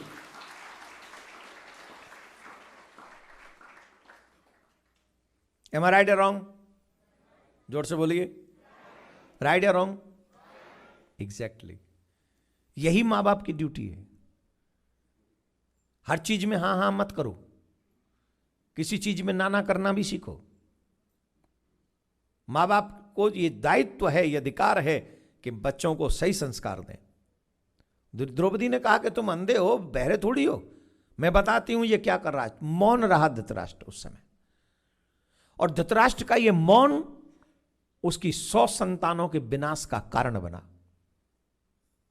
अगर आपका बेटा गलत रास्ते पे जा रहा हो, बेटी गलत रास्ते पे जा रही हो, और उसके बाद भी अगर आप मौन धारण कर लें, तो वही आपको धृतराष्ट्र और गांधारी बना देगा, और वही आपके विनाश की शुरुआत होगी। इसीलिए शास्त्रों का बोध होना चाहिए, इसीलिए बच्चों को भी शास्त्रों का ज्ञान कराना चाहिए, जिससे वो जीवन में ये नोट कर सकें उचित क्या है, अनुचित क्या है। माँ बाप बनना सिर्फ संतान उत्पन्न हो गई, माँ बाप बन गए, रे जाओ रे, कुत्ता बिल्ली बंदर सब पे है संतान, लेकिन मानव सिर्फ मानव ही रचता है, मानव सिर्फ मानव ही बना सकता है, साधु सिर्फ मानव ही बना सकता है, अच्छा नागरिक सिर्फ मानव ही बना सकता है। और कई बार तो हमें ऐसा लगता है इस कंट्री में आने के बाद में, कई मानवों से तो यहाँ के कुत्ते अच्छे हैं।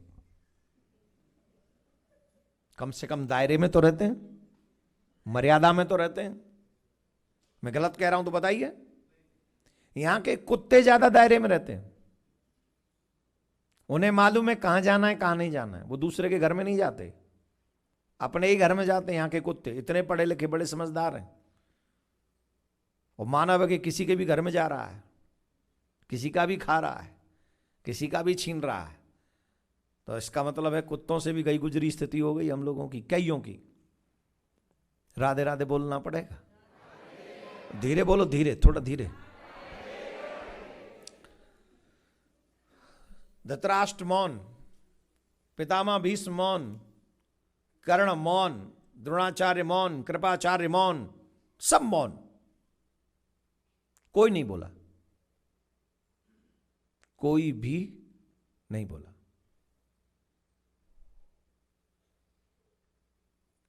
दुशासन से कहा इसके वस्त्र उतारो,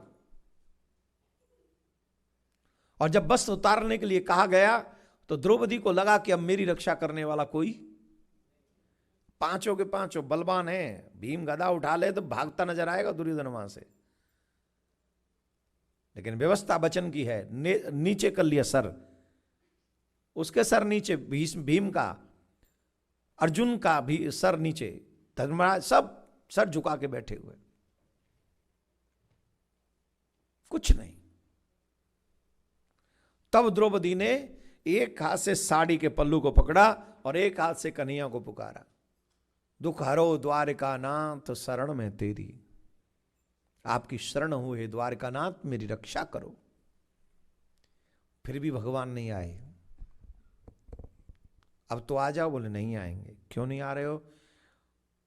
बोले जब तक मनुष्य अपना बल लगाता है तब तक भगवान नहीं आते। हम लोगों को भी कई बार ऐसा फील होता है कि हम तो अच्छा कर रहे हैं फिर भी भगवान हमारी सुनते नहीं है। कहाँ अच्छा कर रहे हो? जब भी अच्छा काम करने का समय आता है तो अपना माइंड यूज करते हो कि नहीं करते हो? जवाब दो, जोर से बोलो। सब कुछ भगवान पे कब छोड़ते हो? जब तुम्हारे हाथ में कुछ रहता ही नहीं। हाँ जी ना जी बोलो, ईमानदारी से बोलो। जब हमारे हाथ से बाहर चीजें चली जाती तब कहते हैं भगवान अब तो आप ही संभारो, आप ही के हवाले। भगवान तेरे नौकर लग रहा हूं मैं संभारू, I am your servant, get out from here. ऐसे करेंगे जैसे हम भगवान नौकर हैं, हम स्वामी हैं। अच्छा होगा तो मैं ही खाऊंगा, बुरा होगा तो हे ठाकुर जी।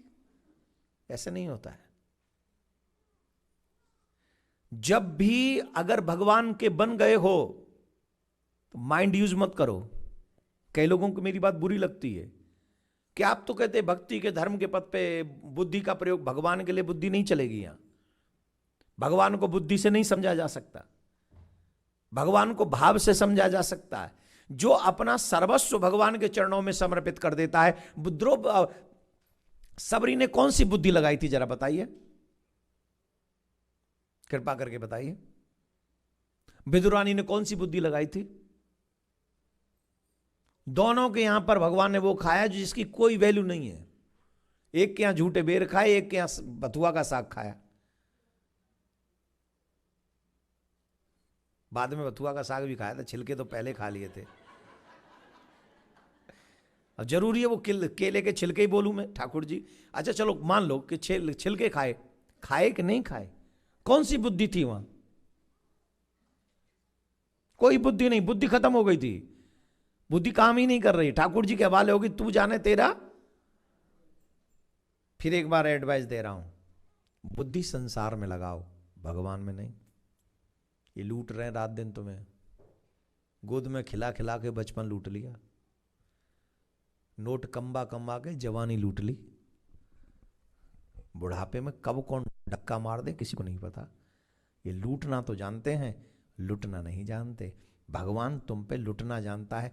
मौत से एक दिन पहले भी सरेंडर कर दिया तो ठाकुर जी बचा लेगा, पर वो जीवन भर के पाप भगवान के आगे अंतिम समय सरेंडर करने नहीं देंगे। इसलिए practice makes a man perfect. अभी से प्रैक्टिस करो। अरे हम जिस माया के चक्कर में इतना सब कर रहे हैं, क्या ये माया हमारे साथ जाएगी? क्या ये माया हमें भगवान के पास पहुंचा सकती है? बोलो हाँ या ना। We spend our entire life working hard to earn money and wanting all the materialistic things for our luxurious life. Yes or no? Tell me yes or no. We sacrifice our many things. We sacrifice our many things like health, sleep, even eating. Health, sleeping, even eating, just to earn money more. Yes or no? But have you ever thought? Have you ever thought when we die, what really goes with us?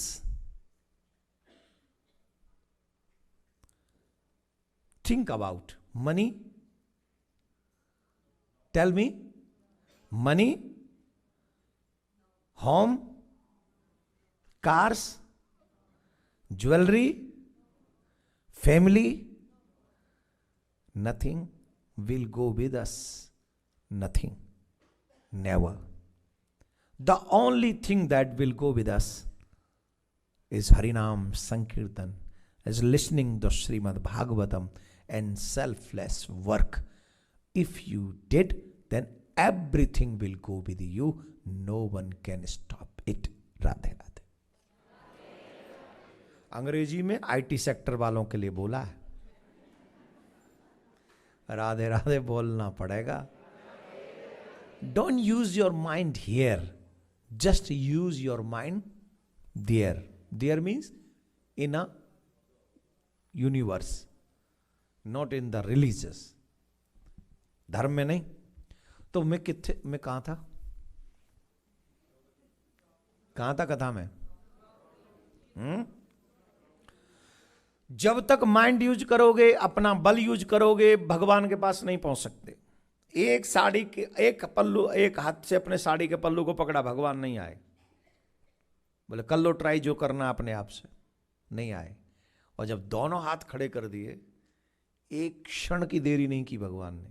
अब एक तो द्रौपदी का विश्वास देखो कि दुशासन जैसा योद्धा साड़ी खींच रहा है और सिर्फ एक ही वस्त्र है तन पे, उसी को खींच रहा है। तो वो विश्वास किस लेवल का रहा होगा जहां द्रौपदी ने दोनों हाथ ऊपर कर दिए। कल्पना करके देखो, एक स्त्री के लाज के क्या मायने होते हैं स्त्री जानती है, पुरुष नहीं जान सकता। दोनों हाथ ऊपर किए। अगर तुम चाहते हो मेरी लाज चली जाए तो फिर मैं कैसे बचा सकती हूं? ठाकुर जी बोले नहीं, तेरी लाज कोई नहीं हटा सकता, तेरी लाज बचाऊंगा मैं। तुरंत भगवान वस्त्र का रूप बनाए और द्रौपदी की साड़ी में समा गए। मानो दुशासन को चैलेंज किया हो, तेरे मां ने जितना दूध पिलाया खींच के दिखाओ। 10,000 हाथियों का बल था, मूर्छित होकर गिर गया, पसीना पसीना हो गया, हार्ट अटैक आते आते बचा इसे। वो हार्ट अटैक की पहचान है ना, पसीना आना और गिर जाना। आज उस समय नहीं रहा होगा, वो कौन सी मशीन होती है जिससे पता चलता हार्ट अटैक आ गया। माइनर हार्ट अटैक नहीं, स्ट्रांग हार्ट अटैक आया होगा दुशासन को उस समय। वहां वो मशीन नहीं थी, इसलिए वो पहचान नहीं हो पाई, तभी तो बाद में मर गया। नहीं, हार्ट अटैक तो नहीं, पर हाँ मूर्छित हुआ, पसीना पसीना हो गया कि ये क्या है। उसने एक बहुत बड़ी बात कही, खींचत खींचत हार गया, लगा दी शक्ति सारी है, पर यह पता चलता ही नहीं कि नारी के भीतर साड़ी है कि साड़ी के भीतर नारी है। ये किसकी कृपा है? गोविंद की। जब दोनों हाथ खड़े कर दोगे तो ठाकुर जी एक क्षण भी तुम्हें अकेला नहीं छोड़ेगा। अरे अंदर तुम्हारे कपट है, ठाकुर जी के थोड़ी। ठाकुर जी तो निश्चल है। तुम नहीं बन पा रहे हो कृष्ण के, ये तुम्हारी कमी है, गोविंद की नहीं। गोविंद तो कहे बैठे हैं यू आर माइन, ये स्वीकार नहीं करता है रे। यहां फसावट हो रही है, यहां रुकावट हो रही है। ये नहीं मानने को तैयार है कि कृष्ण मेरा है, कृष्ण मेरा, ये नहीं मानता। सब मेरा है, सब मानते, ये पति मेरा, पत्नी मेरी, बच्चे मेरे, परिवार मेरा, घर मेरा, दुकान मेरा, गाड़ी मेरी, बंगला मेरा, मोबाइल मेरा, कंप्यूटर मेरा। कंप्यूटर जो अपने आप चल नहीं सकता उसे भी अपना माने बैठा है, पर जिसने मुझे बनाया है उस भगवान को अपना नहीं माने बैठा। ये डर्टी माइंड नहीं तो क्या है? ये डर्टी माइंड नहीं तो क्या? बोलो। द्रौपदी की लाज बचाई। वानप्रस्थ में जाना, वन में जाना पड़ा 12 वर्ष के लिए। वानप्रस्थ हुआ, अज्ञातवास हुआ, वानप्रस्थ नहीं, अज्ञातवास हुआ 1 वर्ष के लिए। और फिर महाभारत का युद्ध हुआ। महाभारत के युद्ध में पांडवों की विजय हुई, कौरवों की। सोए हुए द्रौपदी के 5 पुत्रों को अश्वत्थामा ने तलवार से मार दिया। द्रौपदी के रुदन को देखकर अर्जुन अश्वत्थामा को पकड़ के लाए, और जैसे ही द्रौपदी ने देखा तो द्रौपदी ने कहा मुच्यताम मुच्यताम वैसा, छोड़ो छोड़ो छोड़ो, ये ब्राह्मणो नितराम गुरु, ब्राह्मण है, गुरुपुत्र है, छोड़ दो। अपमानित करके उसको छोड़ दिया। सम्माननीय व्यक्ति का अपमान ही मृत्यु के समान है। उत्तरा के गर्भ में पांडवों का आखिरी वंशज पला हुआ है। अश्वत्थामा इस बात को जानता है, तो पांडवों के वंश को मिटाने के लिए अश्वत्थामा ने ब्रह्मास्त्र का प्रयोग किया उत्तरा के गर्भ पे, और तुरंत उत्तरा दौड़ी दौड़ी गई। पाए पाए महायोगिन देव देव जगतपते, नान्यम त्वद भयम पश्य यत्र मृत्यु परस्परः, यत्र मृत्यु परस्परम, त्राहिमाम त्राहिमाम त्राहिमाम। भगवान समझ गए और अंगुष्ठ के समान इतना रूप धारण किया और उत्तरा के गर्भ में पहुंच गए। उस बालक की रक्षा कर। ध्यान से सुनना, राम अवतार में कौशल्या के गर्भ में नहीं गए भगवान, कृष्ण अवतार में देवकी के गर्भ में नहीं गए भगवान, लेकिन परीक्षित पे कष्ट आया गर्भ में तो एक क्षण में पहुंच गए गर्भ में और भक्त की रक्षा की भगवान ने वहां गर्भ में जाकर। थिंक फॉर अ व्हाइल, जो भगवान अपने भक्त की रक्षा करने के लिए उत्तरा के गर्भ में जा सकते हैं, क्या वो भगवान तुम्हारे ऊपर संकट आने पर एलन टेक्सास नहीं आ सकते। एलन नाम है ना, देखा, दूसरे शहर का नाम याद हुआ मुझे।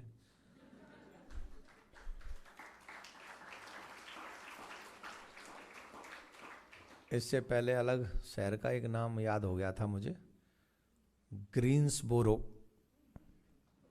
नॉर्थ कैरोलिना में था ना, और वहां से ग्रीन्सबोरो से भी एलन, ये याद हुआ मुझे।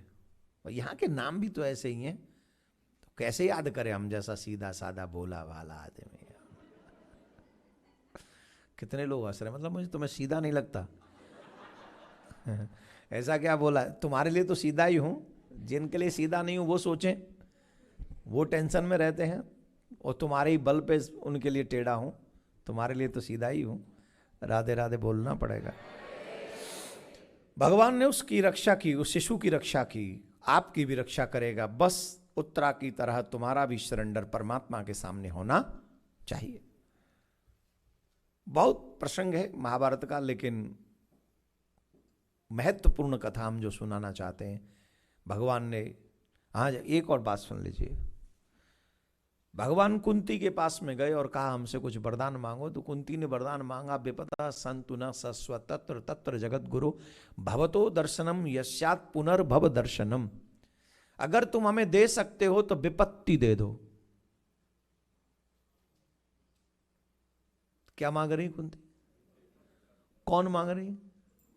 जिसने जीवन भर विपत्ति ही देखी है।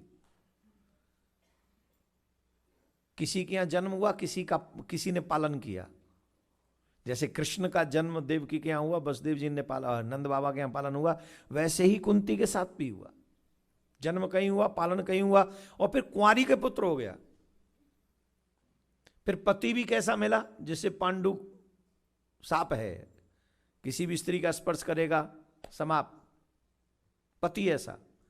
फिर 5 पुत्र देवीय कृपा से प्राप्त हुए। पूरा जीवन कष्ट में, वन में जाना, फिर कष्ट पाना, फिर युद्ध करना, फिर द्रौपदी के 5 पुत्रों का मर जाना, अभिमन्यु जैसे योद्धा का मर जाना, नाती का मर जाना, ये it's small thing? No, it's not small thing. ये सब दुख देखे हैं कुंती ने, और उसके बाद भी क्या मांग रही हैं? मुझे और दुख दे दो। आजकल का भक्त हो, एक माला करके अगर उसे टेम्परेचर हो जाए ना, बुखार हो जाए।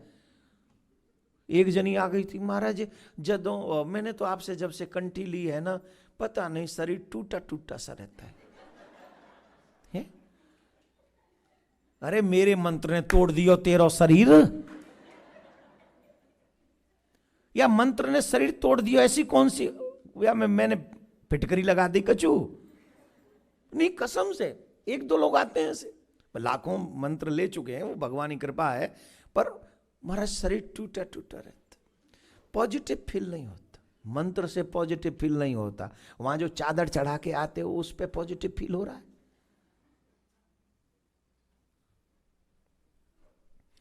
भगवान का नाम लेकर पॉजिटिव होना चाहिए।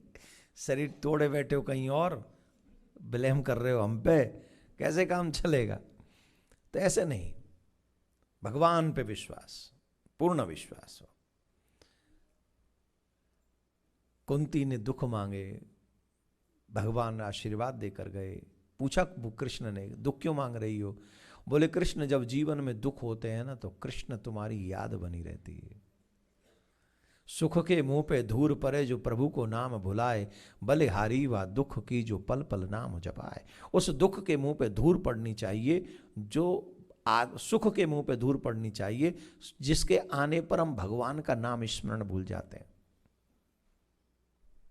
एक जगह हम कथा कर रहे थे, तो उन्होंने कहा महाराज जी बहुत लोग आने वाले थे पर आए नहीं। मैंने क्यों नहीं आए? बोले पार्टी किसी ने रखी थी, तो उस पार्टी में 50 परिवार गए हैं।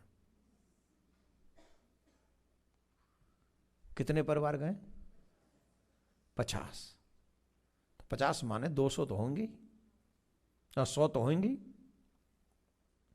अब सोचिए, पार्टी में 50 परिवार गए, सुख है तभी तो। और दुख होता तो पार्टी होती। दुख में तो फिर सुंदरकांड का पाठ ही हो रहा होता, कौन सो काज कठिन जग माही जो नहीं होता तात तुम पाई है। सुख में पार्टी और दुख में सुंदरकांड, और सुंदरकांड भी वो जो फ्री में करें, कुछ लेन देन न करना पड़े। अगर कोई दक्षिणा वचना देनी पड़ जाए तो मुसीबत आ जाएगी, फिर वो भी नहीं करवाना। हाँ या ना, जोर से बोलो। पापी कहेंगे। अगर जो सुख में सुमिरन करे तो दुख काहे को होए। अच्छे समय में ही इतने अच्छे काम कर डालो कि बुरे कामों का साहस न हो सके बुराई का, कि वो तुम्हारे घर में प्रवेश भी कर सके। यही अच्छे समय का सदुपयोग है। अच्छे समय में ऐसे काम करो ना कि बुराई तुम्हारे जीवन में झांक ही ना सके, कष्ट आ ही ना सके। आना भी हो तो पहाड़ जैसा विपत्ति आने वाला हो और वो कण का बन के निकल जाए। ये तब होगा जब अच्छे समय में अच्छे काम करोगे और बुरे समय के लिए प्रतीक्षा। अच्छे काम में, अच्छे समय में अगर बुरे काम करोगे, पार्टी करोगे, फिल्में देखोगे, गाली गलौज करोगे, उल्टे सीधी हरकतें करोगे, मांस खाओगे, जुआ खेलोगे, मदिरा पियोगे, तो ये तुम्हारे सत्कर्मों का नाश करेंगे। और इतनी जल्दी नाश कर देंगे कि एक दिन उस चौराहे पे खड़े हो जाओगे, चारों तरफ से विपत्तियों की आंधियां तुम्हें घेर रही होंगी और तब तुम चाह कर भी अच्छे काम कर नहीं सकोगे। तो जो सुख में सुमिरन करे तो दुख काहे को हो, ये सूत्र बना लो। तो भगवान ने अपनी लीला पूरी की, राजा परीक्षित को बनाया। परीक्षित धर्म, पांडव भी अपनी पृथ्वी को छोड़ के चले गए, परीक्षित को राजा बनाकर चले गए।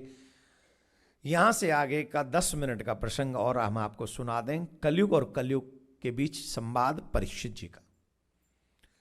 परीक्षित जी बहुत धार्मिक राजा थे, अपने दादा की तरह प्रजा का पालन पुत्रवत करते थे। शास्त्र कहते हैं यथा राजा तथा प्रजा।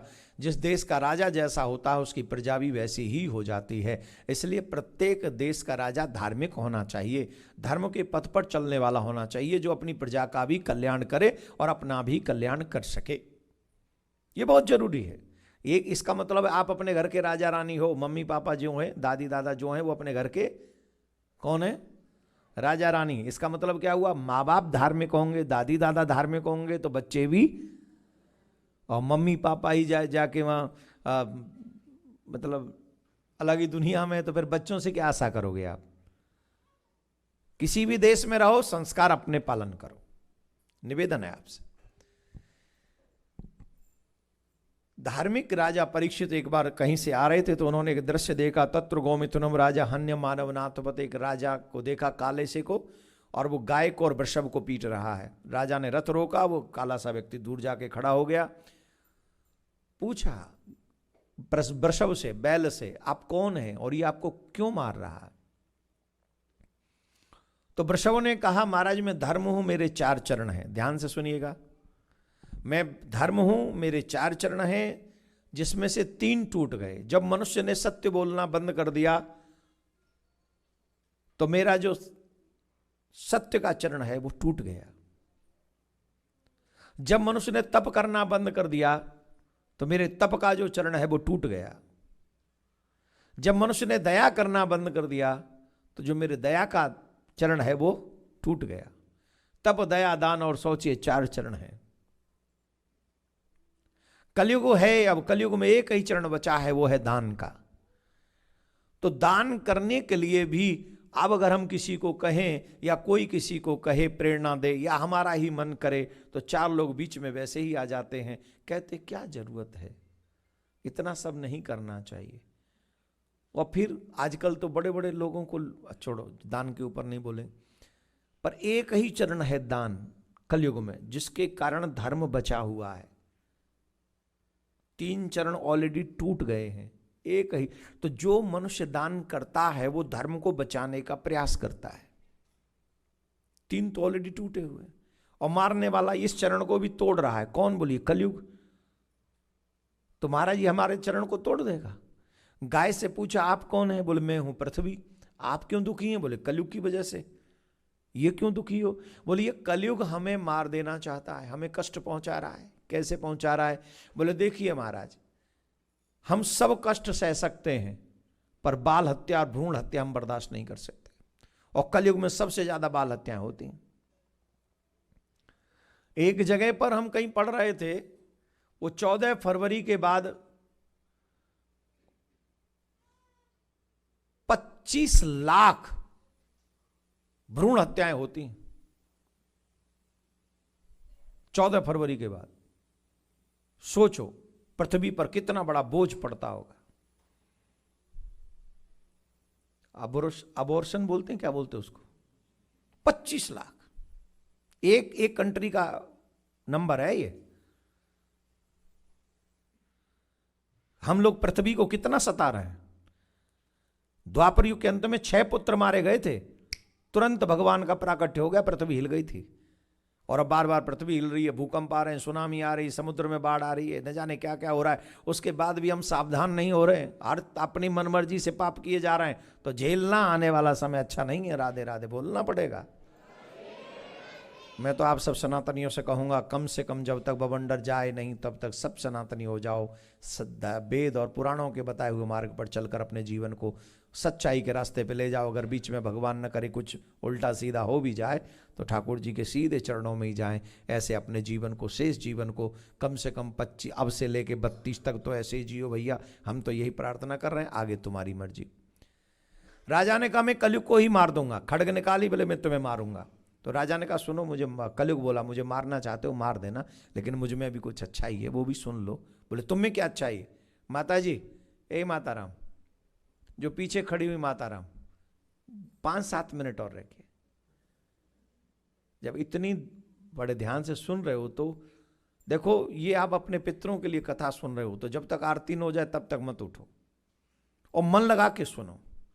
आपके पितर कितने प्रसन्न हो रहे होंगे हम आपको बता नहीं सकते हैं। इस समय प्रेजेंट टाइम में हम आ गए थे आज समय पे, सिर्फ 1-1.5-2 मिनट लेट थे हम, और वो भी थोड़ा जाम जूम का, जाम तो नहीं थी, कहाँ गए पांडे जी, जाम तो नहीं था, फिर क्यों हो गए हम लेट? 2 मिनट लेट थे, तो वो 2 मिनट की जगह हम 3 मिनट एक्स्ट्रा दे के जाएंगे। जितना खाया है भगवान के नाम का ही खाया ना, तो वो कंप्लीट करेंगे, तो 5 मिनट तक हो जाएगी, 8-5 तक, मतलब 6 मिनट और बची हैं, तो शांति से। कलयुग ने कहा कि मुझ में भी अच्छा ही है। सतयुग में 60,000 वर्ष तक तपस्या करो, उसके बाद भी पता नहीं कल्याण होगा कि नहीं। त्रेता युग में यज्ञ करते रहो करते रहो करते रहो, फिर भी पता नहीं मुक्ति मिलेगी कि नहीं, कल्याण होगा कि नहीं। द्वापर युग में उपासनाओं में लगे रहो, भगवत कृपा नहीं हुई तो कोई कल्याण होने वाला नहीं, कितने ही साल कर लो। लेकिन कलयुग में बहुत ईजी है, बहुत ईजी है। बोले क्या? कलयुग केवल नाम आधारा, सुमिर सुमिर नर उतर ही पारा। सिर्फ मनुष्य अपने गुरु के द्वारा दिए हुए मंत्र का आश्रय कर ले, भगवान के नाम का जाप कर ले, इतने में ही व्यक्ति भवसागर से पार हो जाएगा। इतना ही करना है। कलयुग को लगा ये तो बहुत इजी है कलयुग के लोगों के कल्याण के लिए, तो कलयुग को मारना नहीं चाहिए, तो कलयुग को रहने के लिए कुछ जगह दे दी। कौन सी जगह दे दी? दूतम पानम स्त्रिय सूना यत्र धर्म चतुर्विधः। जहां पर मदिरा पान होती है वहां तुम रहो, लिक्कर स्टोर में। क्या जी, किथे? लिक्कर स्टोर में रहो, जहां मदिरा पान हो वहां तुम रहो। जुआ जहां पर खेला जाए वो लास वेगास में रहो। यहां भी खेलते हैं? यहां है कुछ ऐसा?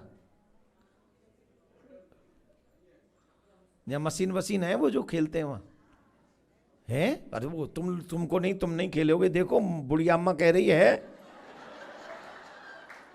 तुम क्या जानो, तुम नए छई चोरे आजकल के, तुम जानोगे इस विषय को? माता जी से पूछो। हाँ माता जी कहाँ है? तो जहां जुआ खेला जाए वहां रहो, मदिरा पी जाए वहां रहो, जुआ खेला जाए वहां रहो। तीसरी जगह, जहां पर वैश्यागमन परिस्त्री गमन होता हो वहां रहो। चौथा, जहां हिंसा होती हो, हिंसा माने जो मांस खाया जाता है, हिंसा पशु पक्षियों का वध किया जाता है और वो मांस खाया जाता है, वहां तुम रहो। कलयुग ने कहा महाराज please give me the 1 place more. क्यों? बोले मेरी फैमिली थोड़ी बड़ी है, थोड़ा और बड़ा स्थान। बोले क्या? बोले स्वर्ण में। एवं मस्तु। राजा भूल गए उनके मुकुट जो है वो सोने का है, और राजा वहाँ बैठ गए, कलयुग बैठ गया राजा के सर पे। और जब सर पे बैठा तो एक संत के आश्रम में, समीक ऋषि के आश्रम में गए, वहाँ वो समाधि में बैठे हुए थे।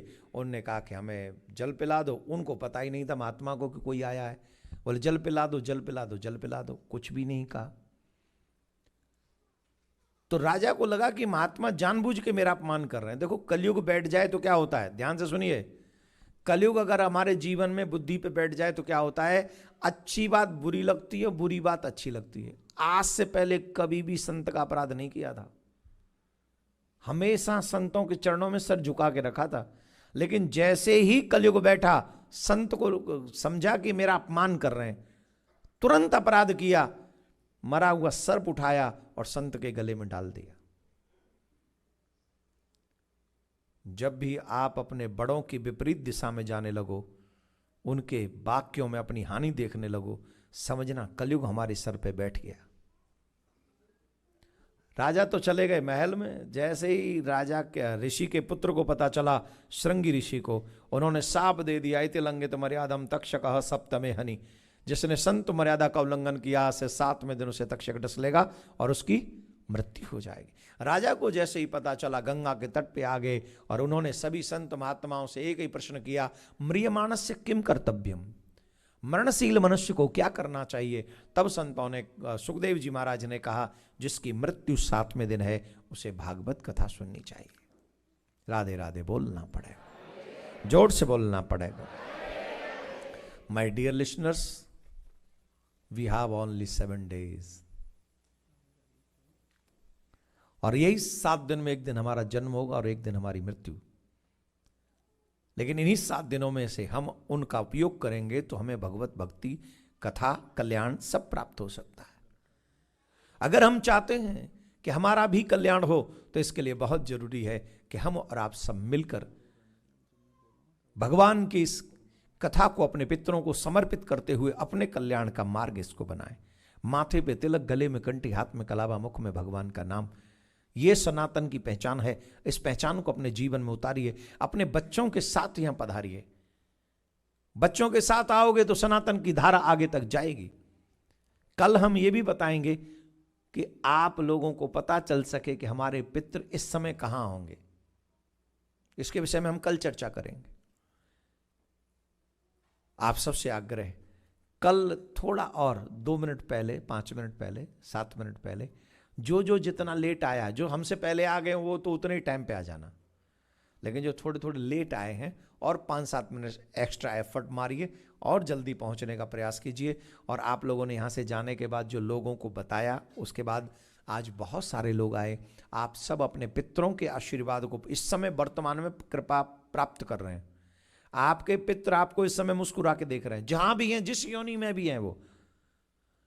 अगर वो सब मुक्त हैं तो नारायण भगवान आपको मुस्कुरा कर देख रहे हैं इस समय वर्तमान स्थिति में, क्योंकि आप इतने 7 समुद्र दूर भी बैठकर भागवत कथा श्रवण कर रहे हैं। ये साधारण बात नहीं है। राधे राधे बोलना पड़ेगा। तो आप लोग सभी कल इससे भी बड़ी संख्या में पहुंचकर, समय पे पहुंच के तिलक लगाकर अवश्य आएं।